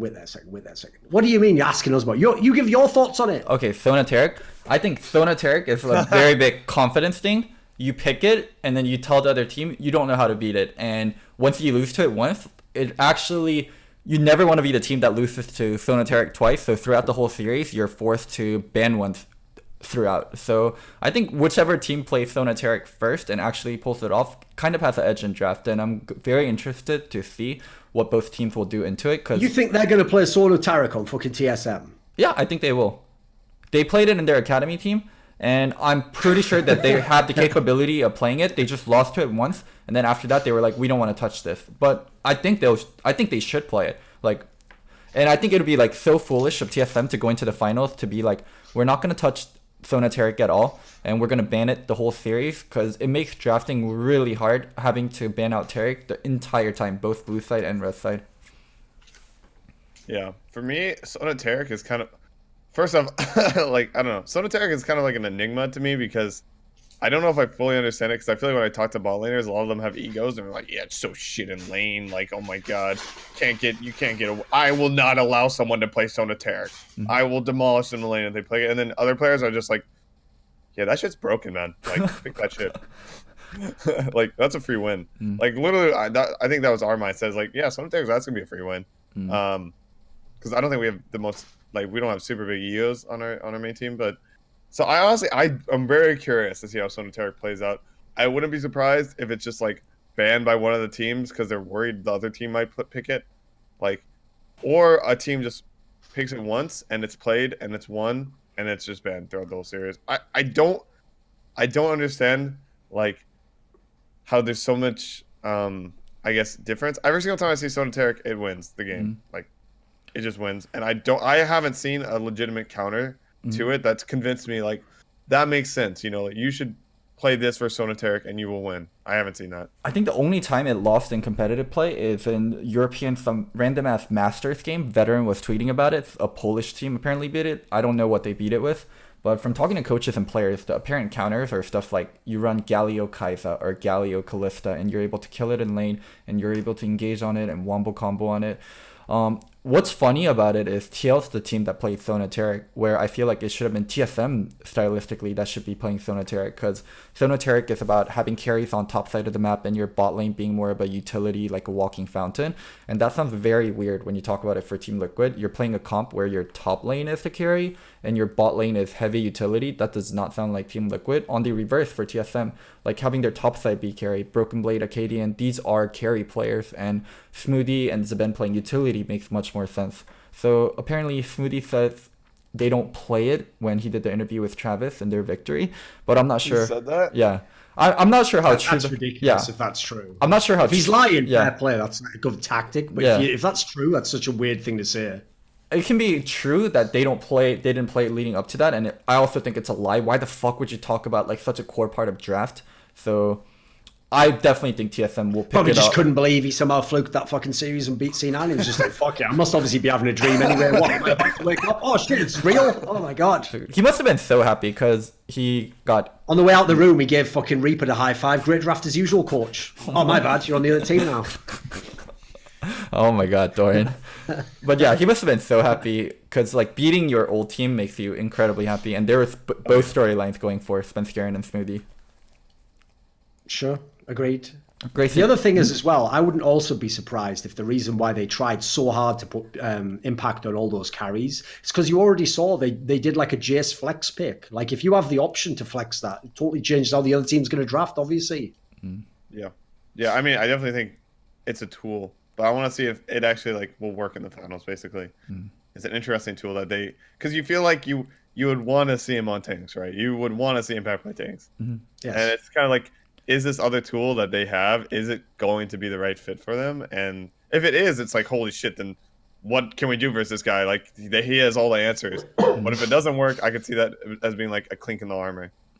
And by the way, Loco, this is an example of where I can already tell you, everyone out there who's an analyst, a fucking journalist, a fucking caster on camera, the easy prediction for this one is just say you're going with your heart and that you're picking TSM 3-2, right? Because first of all, when you do that, you get the utterly fraudulent position that people love to do, which is if the other team wins 3-2, you go, well, I was only off by one game. Like, no, you have to get the prediction right or it doesn't count. Secondly, you get the angle of like, well, they were looking so hot coming in as like your excuse. I can already tell you right now, if TSM wins, every TSM fan will be like, see, we told you we were the best team for the last half of the split. We were the best the whole way through. You doubted us. If they lose, they will instantly pivot to like, well, Team Liquid was better anyway. You're like, we weren't even supposed to win the game. Like, oh, we beat C9, didn't we? It's like, it's the most bullshit. It's like, I don't need to hedge my bets. I make my bets and I live with it. Like, I don't need to go, oh, but it couldn't have... No, it happened. So here's the big question for you, Loco. I've already noticed you started to fucking back right off it, like usual pussy out fashion. So are you going to do it, right? Are you going to pick TSM to win this final? I thought, what if it was very apparent that I was going to pick TSM in the earlier part of the conversation, and when my room got too cold, I had to go put on a hoodie. Yeah, I think I'm going to pick TSM. There is so much moving pieces, and I want to hedge. I want to make this bet. Like, it's not hedging a bet. Like, I want to make this bet. I think there is definitely an angle where TSM can win, and I want to believe. Then let's do it. I'll take Team Liquid 3-1. You take TSM. Score for this bet. Score doesn't matter. It doesn't matter. But what would you say for game? If TSM wins, probably 3-2 or 3-1. If I have to go with one, probably 3-2. Like, it is a hard bet to make on TSM, and it's not. I don't see a world where they 3-0. I don't ever see a world where they 3-0 Team Liquid. Like, that would be shocking to me. Maybe they play Sonateric first game. Be shocking. Yeah. Why do they just play 3 games of Sonateric? TL doesn't ban it. Impact 3 games of Jace. Yeah. Do you think it's relevant at all, by the way, Loco, that in the semi-finals, Liquid was on red side all 3 games? A lot. It's preference. Some teams really like red side, and some teams really like getting the counter pick. And a lot of times, people feel like there isn't good enough first pick on blue side. Like Grayson was talking about, Spence Scrim picked Jarvan because no one wanted to be first picking anything. When there's like a lot of the picks cut off and there's no real power pick, I would say the only real power pick right now is Silas. So probably that's why teams are leaning more red side. What's your opinion on it, Grayson? So I think there's different strengths. So blue side, you have more free bans. So if you want to try to target ban somebody out, you have more freedom to do that on blue side because Silas is pretty much permaban on red. I think blue side, it's also easier to draft Sonoteric. If you do want to draft that, you have the option of picking it 4-5 together on blue side. Then you also have the options of taking it 2-3 with only them being able to pick one counter pick. If you want to it on red side, you can like pick 2 champions that are going to be good into it. I think red side has the innate advantage of counter picks, which is really strong right now. And it seems like I think TSM. Oh, okay. And there's also one more thing. Red side also utilizes flex picks better because you get to wait till last pick and you can get double good matchups on red side. So I think red side is going to be a contested pick for both these teams because when we played versus TSM, they were flexing Jace, flexing Akali. They were doing that every game. And I think, yeah, flex picks are just more valuable on red. Do you think either team has like a preference for a side that's like very specific to them?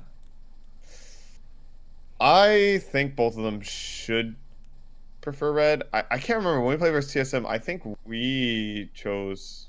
I can't remember. I think we chose red too when we played versus TSM. Okay. So I remember game 1 and game 3 they were on blue because they picked the same. I was really surprised they picked the same thing on blue side both games. They picked Gragas, Jace, Akali. I think those are the 3. Yeah, the adaptation they made was Bjergsen on Akali and not Broken Blade on Akali. Yeah, they swapped the players, but they had the exact same picks on blue side.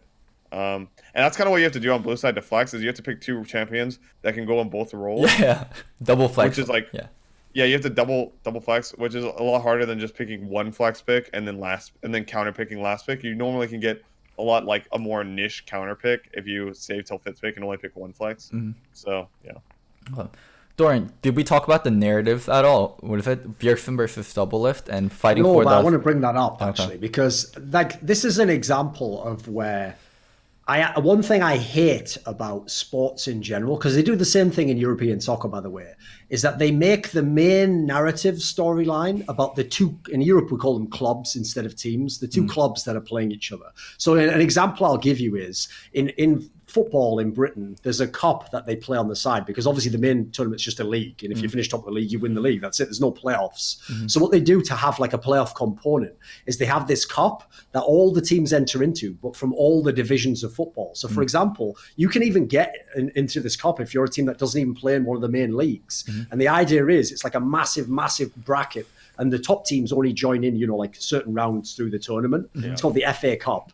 And basically, the whole thing is whenever teams play in that cup, they always start the narrative like, well, the last time these two teams played, Jim, was in 1978 when the Colton tournament, and then they always use that angle, right? Which is obviously completely whack because it's like, well, none of the players playing in 2019 were playing in 1978. So it's not really relevant if you're like 3-0 in history, if your team's better now and they won 3 times 50 years ago, you're probably going to win now. It's irrelevant. It's actually a shit storyline. So I know I'm already can tell Loco. People are going to want the narrative to be Team Liquid versus TSM. Like, TSM was in all the finals for all those years. Team Liquid are the new school ones. It's like the real narrative is Bjergsen versus Doublelift, obviously, because like these are the two players who won the most titles. The winner becomes the first one with 6. They obviously were put together for a few of the titles. That's easily the best narrative because it applies to the game. And it's a sick narrative. Yeah.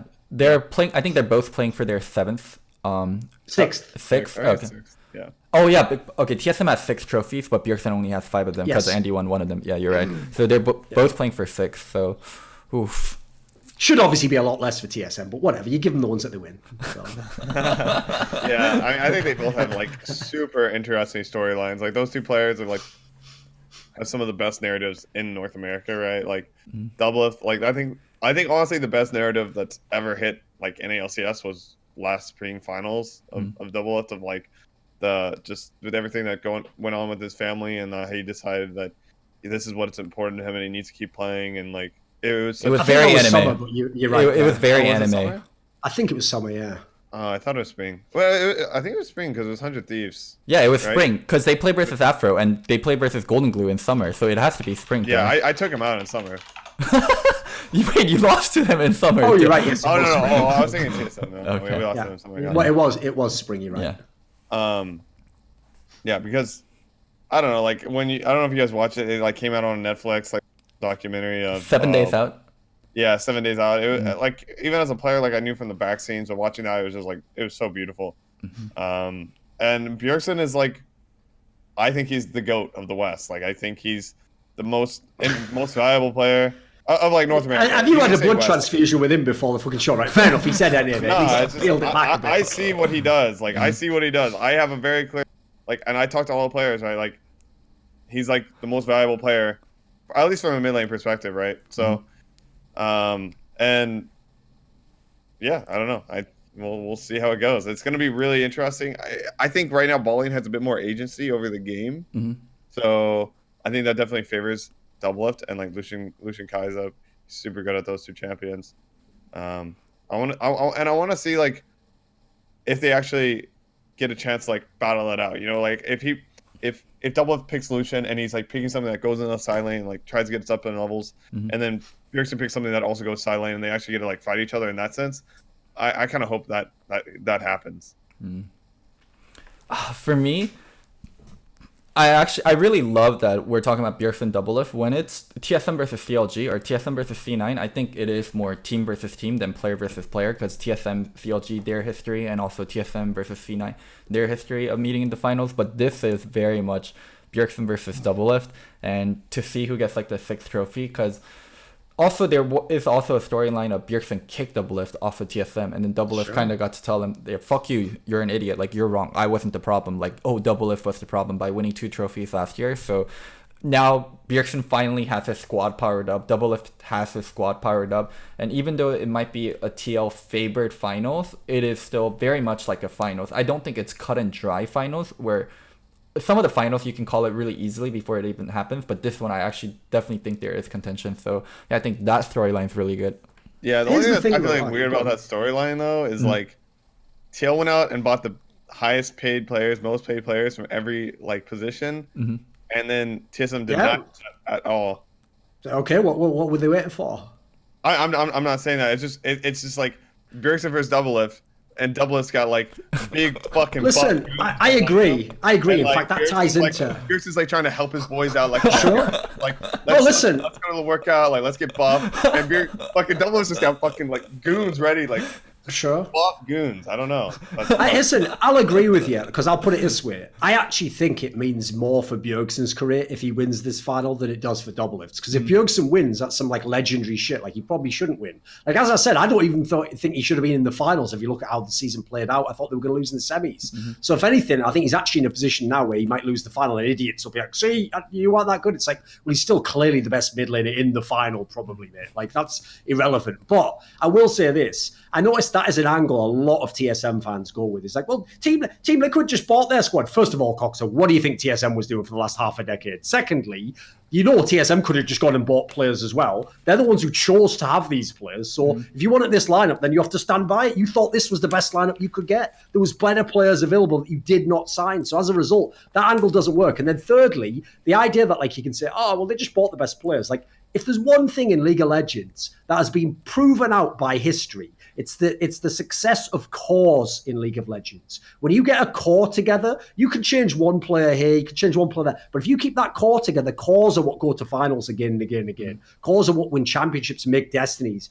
You don't just make a 5-man lineup that never played together and go, look, see, we're just going to win everything. That actually doesn't happen in League of Legends. Like that very, very rarely happens. So I say mad props to Team Liquid for twice getting these lineups together. That yes, on paper had like best players at their positions, but it's real tough to make that work sometimes. Like that's why actually people dismissing Kane as like one of the best coaches. Like, no way, look at the fucking talent he's worked with, but gotten such high level out of them. There's plenty of people, TSM included, who've put together dream lineups on paper that failed. Yeah, I definitely agree. Like, I actually worked with Kane just for a little bit towards the end of Team Liquid, and I thought he was a super great coach. I don't think he receives enough credit for... It's really easy to blow off, like they just get the best players and the coach doesn't really matter, but I don't think that's true at all. I think the one dark spot on Kane's like kind of record is the relegation splits on TL, where he went from relegation to being in finals and winning finals, and he was head coach for a full split in summer, and that team made relegation. So it's like, okay, well, when you had shitty players, you're in relegation, and when you had good players, then you're in finals. So he's a human being, you're saying, right? My bad. He came into a situation that wasn't good though. Like, have you looked at those lineups in Team Liquid? Are you fucking kidding me? Oh, trust me, I did. I was there. Those were not some lineups that were supposed to be good. Doublelift, like that. Fucking whatever. I'm insulted. He is whatever your name is. Pole belter? Are you pole belter? Am I in Korea right now? Yeah, exactly. So no, here's the thing. It's like, come on, man. Like those lineups. I agree. They probably shouldn't have been in relegations, but like they weren't ever going to do anything. Also, the other really interesting narrative is Bjergsen versus Jensen. I think that's a pretty fun Except it isn't Loco, because I know what frauds fucks like you are. So here's what happens. Are you ready? Are you ready? If Jensen wins, right, you're just going to go, hey, you had the better team anyway. Bjergsen's still the best. So he can't win, basically. Jensen can only win the championship. He can never win your respect. So not because when he was on the team, that was worse. Because by the way, I'd much rather have fucking Bjergsen in the bot lane than Sneaky. When Jensen was in the worst position, it was all on him. If he hasn't won, right, it's clearly not better. Why does the same not apply in reverse? Oh, you mean because you all just fucking love narratives. One day you're going to be found dead in your apartment, right? Yeah. Fucking belt round your arm and just a needle sticking out your arm. They'll go, oh God, what was it? Heroin or something? And they'll just look closely. Oh my God, pure Reddit narratives. He just took too much and it killed him in the end. Well, and then I'll just say, well, at least he went out the way he wanted to live. Holy fuck! I didn't even say like what is it? I didn't even say that. I know you believe in that shit. You already said that earlier on. Sorry, I can't press R on Echo or whatever. Yes, all right, cocksucker. Why was he even in game? That's a joke. That is literally a joke, Dorian. And I just your jokes always reveal what you secretly mean. You always do that, Loco. You're like, well, people are saying it's like you're saying that. You're saying that. Okay. Your jokes suck, and you suck, and you have no soul, and I hate you. Exactly. And your children will not survive the winter. Oh, Your my bloodline God, will exactly. die. Yeah, exactly. Scorched earth. But I mean, there is the big narrative. Jensen's never won a trophy, right? And like, if he does it versus Bjergsen, I mean, that's gonna be monumental for him. Yeah. I think. Yeah. Like, has he ever beat? I don't think he's ever beat Bjergsen in BO5. No. No, he hasn't. I don't think. So if he Oh gets his no! first- Wait a second. There was at the Gauntlet last year. Oh yeah, gone. Okay, Very playoffs. well. He never won. He's never won playoffs for sure. So I think it'll be monumental for Jensen if he beats Bjergsen in the finals, gets his first win, gets his first win versus Bjergsen, and gets the first final. So I think there's a huge narrative for Jensen there. I don't think so much as Bjergsen. It's like he's beat Jensen enough times in the finals. I also could. tell you- Go ahead. Okay. Well, Well, the one player I'm worried about in the final is Acadian, right? Because I can already tell you, I personally think he already played way better than fucking Greg ever did in the LCS. And he should absolutely be the starter. And Greg should literally just be an academy player or go elsewhere. Like, that's decided for me. He's already overperformed expectations. But if they get stomped in the finals, those dog shit TSM fans I was referring to earlier are all going to go, oh, get Greg in. Oh, fucking, why is Acadian? You know, he was never really the real jungler. It's like, that only counts for the beginning of the split, guys. He is the real jungler. He's playing every fucking game and a billion scrims at this point in time. He's the real jungler of TSM now. I agree. They didn't pick him. It's not like they had a list of 50 top junglers in the world and they said Acadian's top of the list. No. But at this point in time, he should be the jungler. Like, nothing about the final should change that, in my opinion. Agreed. Yeah, I think he really stepped into some like big shoes, right? Like he joined the team as an academy player, right? He wasn't planning on playing the main team, and then the opportunity like arose for him, and now he's playing in the fucking finals, right? Like that's dope. That's sick. Sure. from what I heard from what I heard of rumors, it seemed like Acadian had no offers and just like a Turkish team offer or like a Brazilian team offer. No, and, I was okay. So I was, I'm really good friends with Matt, right? And we were talking to each other about like off season stuff, and he was super sad, like depressed and stressed about like I have like 2 academy offers. That's like all I have, right? Like he had to choose between this academy team or TSM academy team. And I was just like, yeah, bro, you got to go down there. You know, you got to go to work. You have to keep your head down, work hard. And I'm so proud that he like got I'm so happy he got an opportunity. I'm so proud that he like really maximized his, I guess, ability to use the situation to his own benefit. Like it's really awesome. I'm super happy for it's a miracle split for him. He started out with like academy offers to making finals on TSM. It's a miracle split, and it's like it really is. It yeah. really is. Plus, it's an example for me where, like, listen, if you asked me player for player, obviously I would upgrade Acadian and get like fucking Dardock, any of these players. But here's the difference: is like actually stylistically, I thought he enabled their entire style on TSM. All this like early game aggression, I don't think they'd have any of that if they play with a different jungler. So, like, that's one of the reasons why I would definitely skip him for the next split. Yeah, I think also like if you watch TSM Legends, you probably see it. But he's like a fantastic teammate. Like he's a fantastic person to have around in a group. He really promotes like a good environment. So I think that's a huge benefit that a lot of people don't actually see. Okay, him and Broken Blade both. They've been a really good like breath of or fresh breath of what is it? Breath of fresh air. Yeah, breath of fresh air. Thank you. Yeah. Wait, and Not also a fresh breath of fire or whatever the fuck you were going to say there. Like, I was trying to say what Grayson said, but I couldn't just get it to play. Like, wait, going back on a little bit on the Jensen thing, why I like brought up Jensen and what I wish Jensen did a little bit more is like even in like the promo videos, Jensen's like, yeah, I joined up here in Team Liquid so Doublelift can win me a trophy. A lot of times like Jensen's just very sarcastic, and I feel like he could be more hyphy and he could be more of like the main character role. I will say this, Loco, is like, if you're going to have the balls, again, it was half jokingly, to say you're going to clap Faker, well, then go ahead and tell me you're going to clap Bjergsen, at least for fuck's sake. Like, yeah, well, where Bjergsen isn't on Faker's level. Like, just, at least, I agree, if you're the favourite to win, give us some confidence. Even if you lose, like, you got to do it for the sake of the narrative to make the finals sick. Like, come out and just say something like, if I were Jensen, I would have said exactly what I said earlier. Like, you know what? Bjergsen did beat me all those past finals, but that was when he had the better team now. I've got Doublelift now, and I'm going to clap Bjergsen, make him feel when I thought some shit, you know. That'd be pretty hype. Why You not? should be up there. Why don't? Yeah, you should be doing that. I should be. If this was WWE, I'd be scripting it. Don't worry about that. I'd be fucking Vince Russo or whatever. Long time ago, Bjergsen and Jensen didn't get along when I was coaching. I'm not sure if they still don't get along. I remember seeing this clip where both Broken Blade and Bjergsen get into a solo queue game with Jensen, and Jensen is streaming. And before the game starts, you can hover what champion you want to play. and both of them are hovering Echo. And for Jensen's like, oh, these guys are funny. These guys are funny. And he's a funny guy.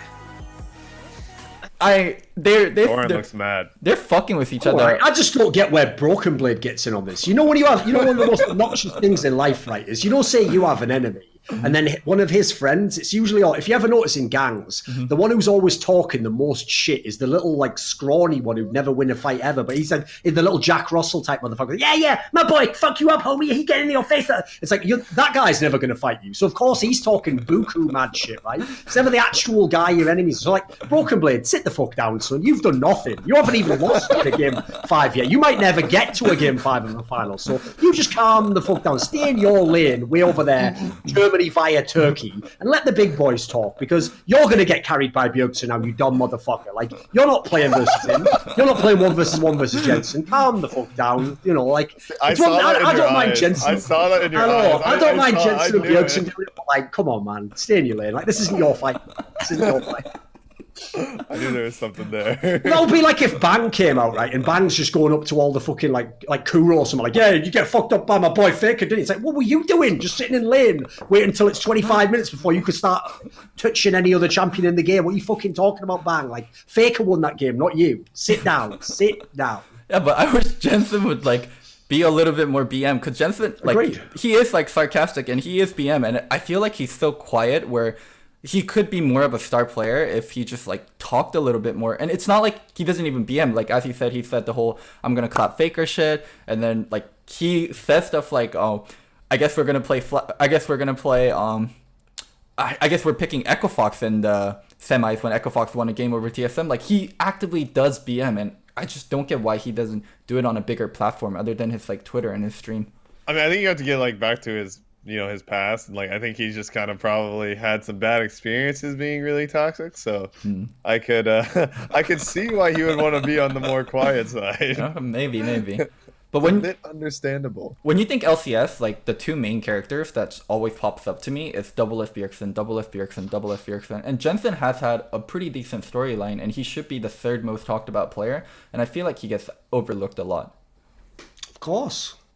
Like, you have to remember, as a player, he was supposed to be an upgrade to high. Obviously, individually he was, but that took the entire soul of that team. There's a reason why, like, is only Sneaky from that old T9 lineup even remains to this day.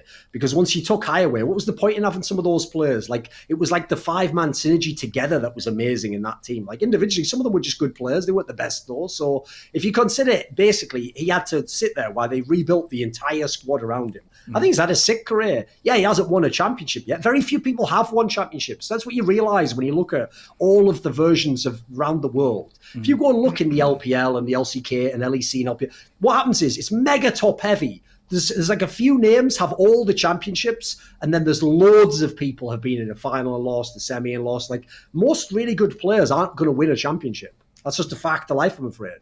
But that's also the good thing about it, because as a result, if you then do win, it means so much. Like, like, people don't realize that. When you see people literally cry when they lose the game, as mad as this is, that's a really good thing, because that means that game meant so much that they were literally distraught when they lost. Well, guess what? If it didn't mean that much, then if you're the guy who wins, it wouldn't feel that good. You'd be like, oh, whatever, it's just a game. No big deal if I lose, no big deal if I win. No, the whole reason why you make it like life or death is you want it to be really important, because at the end of the game, we are just playing video games. Like, if we dumb it down to that level, it's going to suck all the fun out of the thing, We want to make it like a fucking sport, and like, that's why I think you should embrace these narratives. Even if you end up being the guy, let's say Bjergsen always beats Jensen, right? Yeah, it'll suck for Jensen, but I'd rather have that storyline. And then as a result, if you then do beat Bjergsen, it means more. Like, that's the whole thing. It's like you have to like put risk into it to win more as a result. Yeah. I got him hooked on Reddit narratives, Grayson. I can tell. All right, I have legit narratives, son. Unlike these bullshit Reddit narratives. Yeah, he doesn't do the shit. That's why I don't like Reddit narratives. They're all selling the fucking cheap dope that's been like stamped on. I'm getting that pure shit. They get me off for that fucking. Let's not go there. Let's not go there, Dorian. Anyways, Grayson, I want to talk a little bit about your career and like your future. There's like a really, really obvious big opening with Huhi getting kicked or leaving 100 Thieves. Is that something like you would ever consider, like leaving C9, or are you like just so happy in your position? I mean, it's definitely something I would consider. I don't think I got as much playtime in LCS I got as I wanted to last split. I only played like 2 games, and I went like 1-1. I had won a collie game where the game just was really unfortunate. But I honestly, it's kind of hard to say anything, and I don't know like what's gonna happen. I'm still really happy on C9. I fucking love C9, and yeah, like I don't really know what the future holds. It's kind of like being a player. You're kind of just like you're waiting for people to talk to you. It's not like Like you can actively go and make moves because and it's also like I want to see like what next split's going to be like for C9 too, because for me number one is like staying with C9 and playing on LCS team. Like that's what I want to do. So yeah, I mean I think any academy player would always consider like possibly playing LCS on a different team. It's just something like it's a different league, right? Don't you get bored in academy? Like you've been smashing like at that level for such a long time, like where I feel like you kind of already graduated from it and you're just like how does playing in academy feel for you? For sure playing academy feels like kind of repetitive, like smashing every series or every for like a year and a half now. It's like it gets kind of repetitive, like the games don't feel as important. You're not like on stage. You feel like just feel like the games don't matter as much. Like I could stop a game and like no one will really care. And then I could also at the same like point of the like I could also be like we lost and it feels like it doesn't matter as much. And that's a really shitty feeling. But you did lose in finals versus C9 or not C9 TSM. Yeah, in some ways they lost to C9. Yeah, those finals we played in, they showed up, and I think they had a lot of preparation that we weren't ready for. They drafted like insanely well, a lot of stuff that we haven't been seeing. By the way, what do you think on that angle? Because Loco's played it up himself, and I do think there is something to it. But why does C9 seem to have some sort of like psychological block against Team Liquid? What do you think it is? Because obviously on paper, a bunch of these lineups should have been good enough to win. Team Liquid, so I can talk about for our last loss, like in the finals that I played in. I actually like we won our BO1 versus them and we stomped them when me and Dennis went in, and I didn't have a mental block versus them at all. And when we played them in scrims, we stomped them. But I think for our last finals, we kind of had a mental block of the fact that we had a really, really terrible week of scrims, like one of the worst weeks of scrims we could have possibly had right before we played them. And it's because we tried to like practice too much new stuff and we kind of like lost our feel for the game. And like when we went on stage, we were already like super worried. Like we're already mentally kind of stressed out because nothing in practice was working. And like this one, did we lose both games? We did, right? Yeah, you guys were 0-2 versus them. I'm trying to think specifically what happened in those matches. So I don't think we have like a mental block versus them. I feel like we just sometimes get in our own head of like we try to like switch up too much stuff in draft, or like we'll like lose confidence on a certain way to play the game, and then we won't know how to play if we can't play that way. I feel like that's kind of what happens to us. Okay, right. So you're wrong, Loco. C9 just has a mental block against Reapered. He always outdrafts him. I even spent Scrim when I interviewed him after, I think it was after they lost to TL. He talked about, if it was anyone else, like we just punish these idiots for what they're doing. But versus TL, like it seems like we do have a mental block. It's not word for word what he said, but he said something along those lines. So I was kind of curious because like you guys, I think what's so core about C9 is you guys play aggressive. You guys know how to play from behind. You guys are never like just dead in the water. Like you guys are always doing something, like being proactive, trying to get back in the game. And it seems like you guys don't do that as much versus TL, or have an extremely hard time doing that versus Team Liquid. Okay, I can remember. I'm thinking back to our first game versus them, and that was our first game in the split. I remember that was a Zoe game, and then what was the second game? I remember the second game they kind of just stomped us. I think the second game I remember like it did kind of seem like we had a mental block. Now that I'm actually like remembering what happened in the game, I remember that's the game that it was Syndra versus Orianna. Yeah. And we had early game advantages, and we're winning lanes, and we just we're not aggressive enough. I don't know where that mental block came from, because going into it, I feel like we didn't have it, and it's just something that happened during the game, and we're just like, when we were watching, we're like, why are we playing so passive? Like, why are we so scared?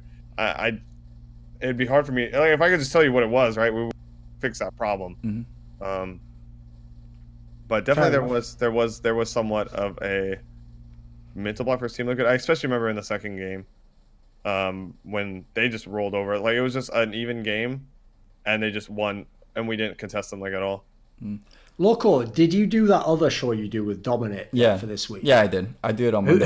Who did he pick to win the finals? Dom picked TL. Dom and Daniel picked TL, from what I remember. Did they pick it like convincingly? 3-1, I think. Both of them picked 3-1 TL. Because I find it interesting. I'm always interested in the divide there. Because even though people behind the scenes are aware of the Scrim record, I mean, I don't know if you guys know this, because I haven't mentioned it many times on this show, but like me and Monty, whenever we do our show in Overwatch, we actually have a term for that. We call it Scrim Bucks. Because it's like, you know, every team's always telling you, like, what you do is this, right? If you're actually better in the real official games, obviously you never bring up scrims. Why the fuck would you? You just go, we're better than you. If you're only good in the scrims, all you talk about is scrims. So you're like, well, like, I even have a code for it. Like, I can translate what anyone's scrim record is on how they phrase it. So, for example, someone says, well, we're doing pretty well in scrims against them. That means you're actually not winning most of the scrims, because otherwise you just said we have a winning scrim record. Pretty well means, you know, we won like, you know, 3 out of 5, no, 3 out of 10, but, you know, like a couple of them were close and I felt like we should have won. Like, you know, like there's a whole like set of code you can do for it, right? Well, the problem with having scrim box like that, like, oh, I'm rich with scrim boxes. It's like, where do I cash them in? Oh, sorry, sir, those are worth nothing. Like, yeah, scrim box actually are worth nothing. Maybe they give you confidence that you win the match. But like in Team Liquid scenario here, where their scrims supposedly are terrible, they lose them all, but they're actually the better team in the game, I'll take that 100% of the time. Like, that's way more likely to win you the match. There's a million loser teams that have 6 stories. I'm sure you guys know from the Challenger scene. There's a million teams who smashed every Challenger scrim and then never got into the LCS. Like, it's happened so many times, it's unreal. So I noticed a lot of the pros. I've had so many scrim bucks. They've all been. I bet you were a fucking scrimbuck millionaire, mate. That's the movie title. Someone get the fucking Photoshop out, Scrimbuck millionaire, and we need him as that Indian kid. I don't know what his name was in the movie, but we all remember it. No, that's the thing though, is like, I notice a lot of the people who are the players still favour Team Liquid, it feels like. Because all the fans, by the way, are 100% in on TSM now. I get it as well, because it was so exciting, the C9 series. At the end of the split, they beat Team Liquid. All the like cool Reddit narratives say TSM wins. But I notice a lot of the pros and the players seem to be picking TL on this one. So I think this is kind of interesting. I think there is one thing that you also have to think about a lot is veteran players, scrims matter way fucking less than them. Yeah. Like, TL can have a shit week of scrims, and these guys are fucking veterans. They know that doesn't mean that much. They've had weeks. I've had weeks now that I'm more experienced where I get fucking dicked in scrims, and then I go 2-0 on the weekend, and I'm like, wow, can that really just happen? But new players, like, I feel like that could more affect like Broken Blade and Acadian. Like, the newer players and then not necessarily they're like brand new players, right? But they're fresher than, of course, Jinsid, Impact, Doublelift, right? Core JJ. It does matter to the newer players and older players. I honestly, like, TL says they have a shit with get scrims. I don't care. That doesn't matter to me. Doesn't have any effect on how they're going to play in the finals. TSM though, maybe. That is also one factor for the finals that you have to give to Team Liquid as well, is they have 0 people who are inexperienced. 0. Like, I know for most of the semis, Broken Blade played pretty well. Occasionally he had a couple of bad games, but actually that was more just Fen scaring out performing him, who was probably the best jungler for the split. But like, when you go to the finals, that's another thing. How can TSM 3-0 Team Liquid when Team Liquid has all these vets that have been in a billion finals, playoffs, etc.? It's just so unlikely that they completely break down.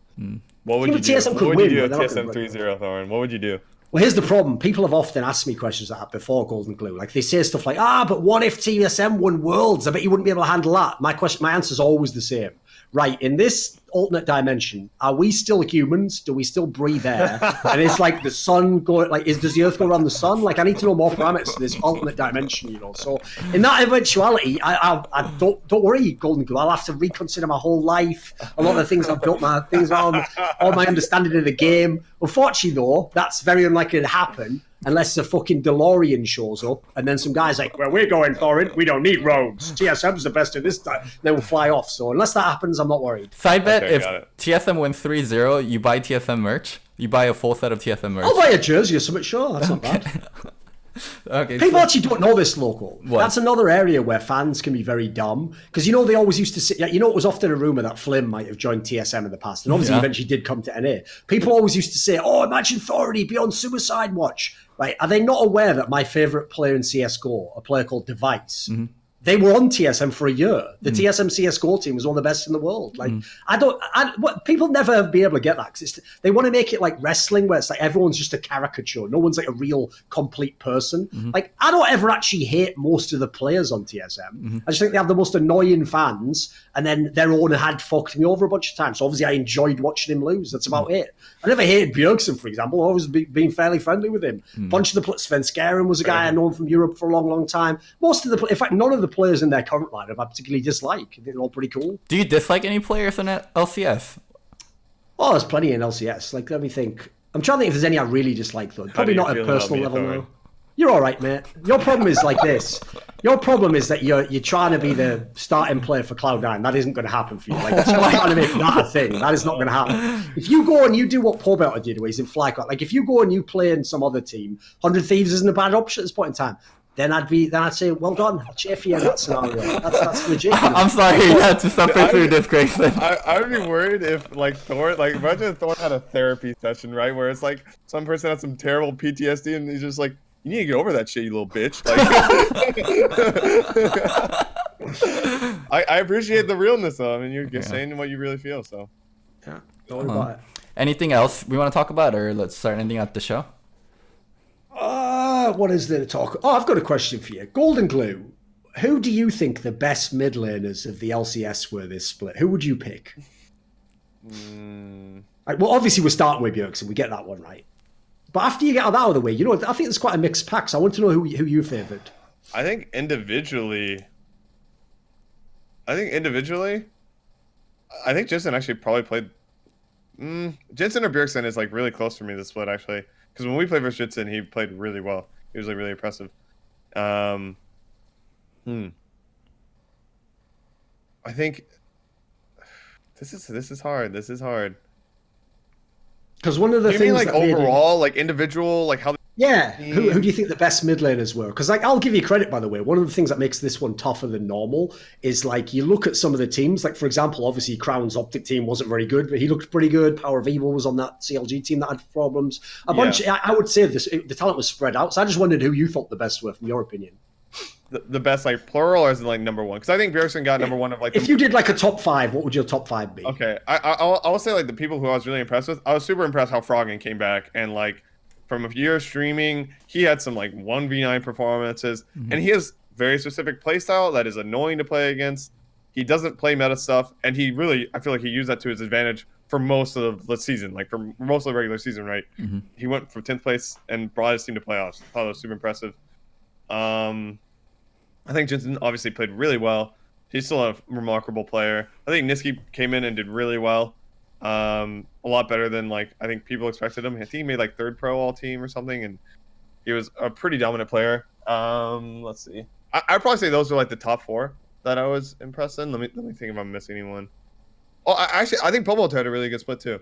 I think Pobelter really proved that like he is a good individual player, even coming from TL. He had some pretty monster performances. Like to win them the higher seed, I think in playoffs or something. He had a really monster game. He beat Team Liquid at the end of the season.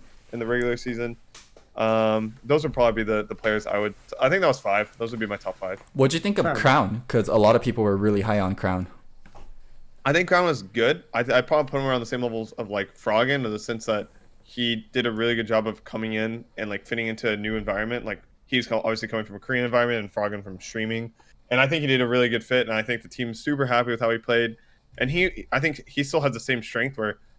When he looked really scary was when he was playing champs like Lissandra and having like blank engages and making his own plays and roaming in that sense. And I was surprised that he was able actually to execute that in a sense where he doesn't speak the native language. I thought that was pretty impressive. But I probably would put him like 5th or 6th. Like I don't think I think the other 5 mid laners had more. I was more impressed with them. Right. Follow-up question. Are you ready? You heard everything Loco said earlier about Jensen. You heard about like building the narrative. Here's the question. Are you ready? Are you better than any of those 6? I think so. Where would you put yourself, like 1 to 10, if you played in LCS? I would put myself. I think I have a different play style, but I think I put myself around like the pole vaulter Froggen level. At least from like when I play versus them, I feel like that's where I put myself. Yeah. Right. In terms of, And I think also like there's a difference between it's really hard to like just say this guy's the best, and this Sure, guy, of right? course, yeah. It's very like a range, and I feel like at some points that like I could be better than everyone. Like Bjergsen, like just, I feel like in some situations I can play better than everyone, and then I also can see other situations where it's like I'm watching this game, I'm like, yeah, he on this champion he played that better than me for sure. Like, and I learned from that, and yeah, that's how I feel. who would you compare yourself to most in terms of play style? Not in terms of level, but in terms of play style, who are you most similar to in terms of just, it doesn't have to be an NA. That one's hard for sure. Probably pole vaulter in terms of probably pole vaulter. Fair enough. All right. Let's start closing out the show, Thorin. I mean, that is the end of the show, right? Yeah. What else is there to say? Thanks for coming on and all that. Yeah, thanks for having me. Yeah, thanks for coming I'm on. glad I got some my therapy from Thorin. That was good. Exactly. I'm gonna go cry. Yeah. People don't realise, like, my job is not to tell people all the nice things in the community. You've got all your teammates and your mum and dad for that, and you can ring up an actual therapist if you have problems. I'm here to tell you if you fucked up in the game, if you look like shit, and if what you said is stupid. So, and come back next week and get more of that. Exactly. That dose of harsh reality that I use to counteract Loco's anaphylactic shock from fucking overdosed on Reddit narratives or whatever. Well, I really thanks for coming on the show and being so honest and open and being a good guest. Anything you want to shout out, or your Twitter, anything? Sure. Like, thanks guys for watching. You can follow me on Twitter at C9 Goldenglue, I think. Yes. Instagram Grayson Gilmer, and I occasionally stream on Twitch on twitch.tv/Goldenglue. So, come say hi. And I enjoyed being here. Thanks for having me. Thorin, any final words or just more yelling? That's the end. Right. TSM will crash and burn, and TL's wrath upon them will be swift. There you go, all the memes, right? That's the end. All right, cool.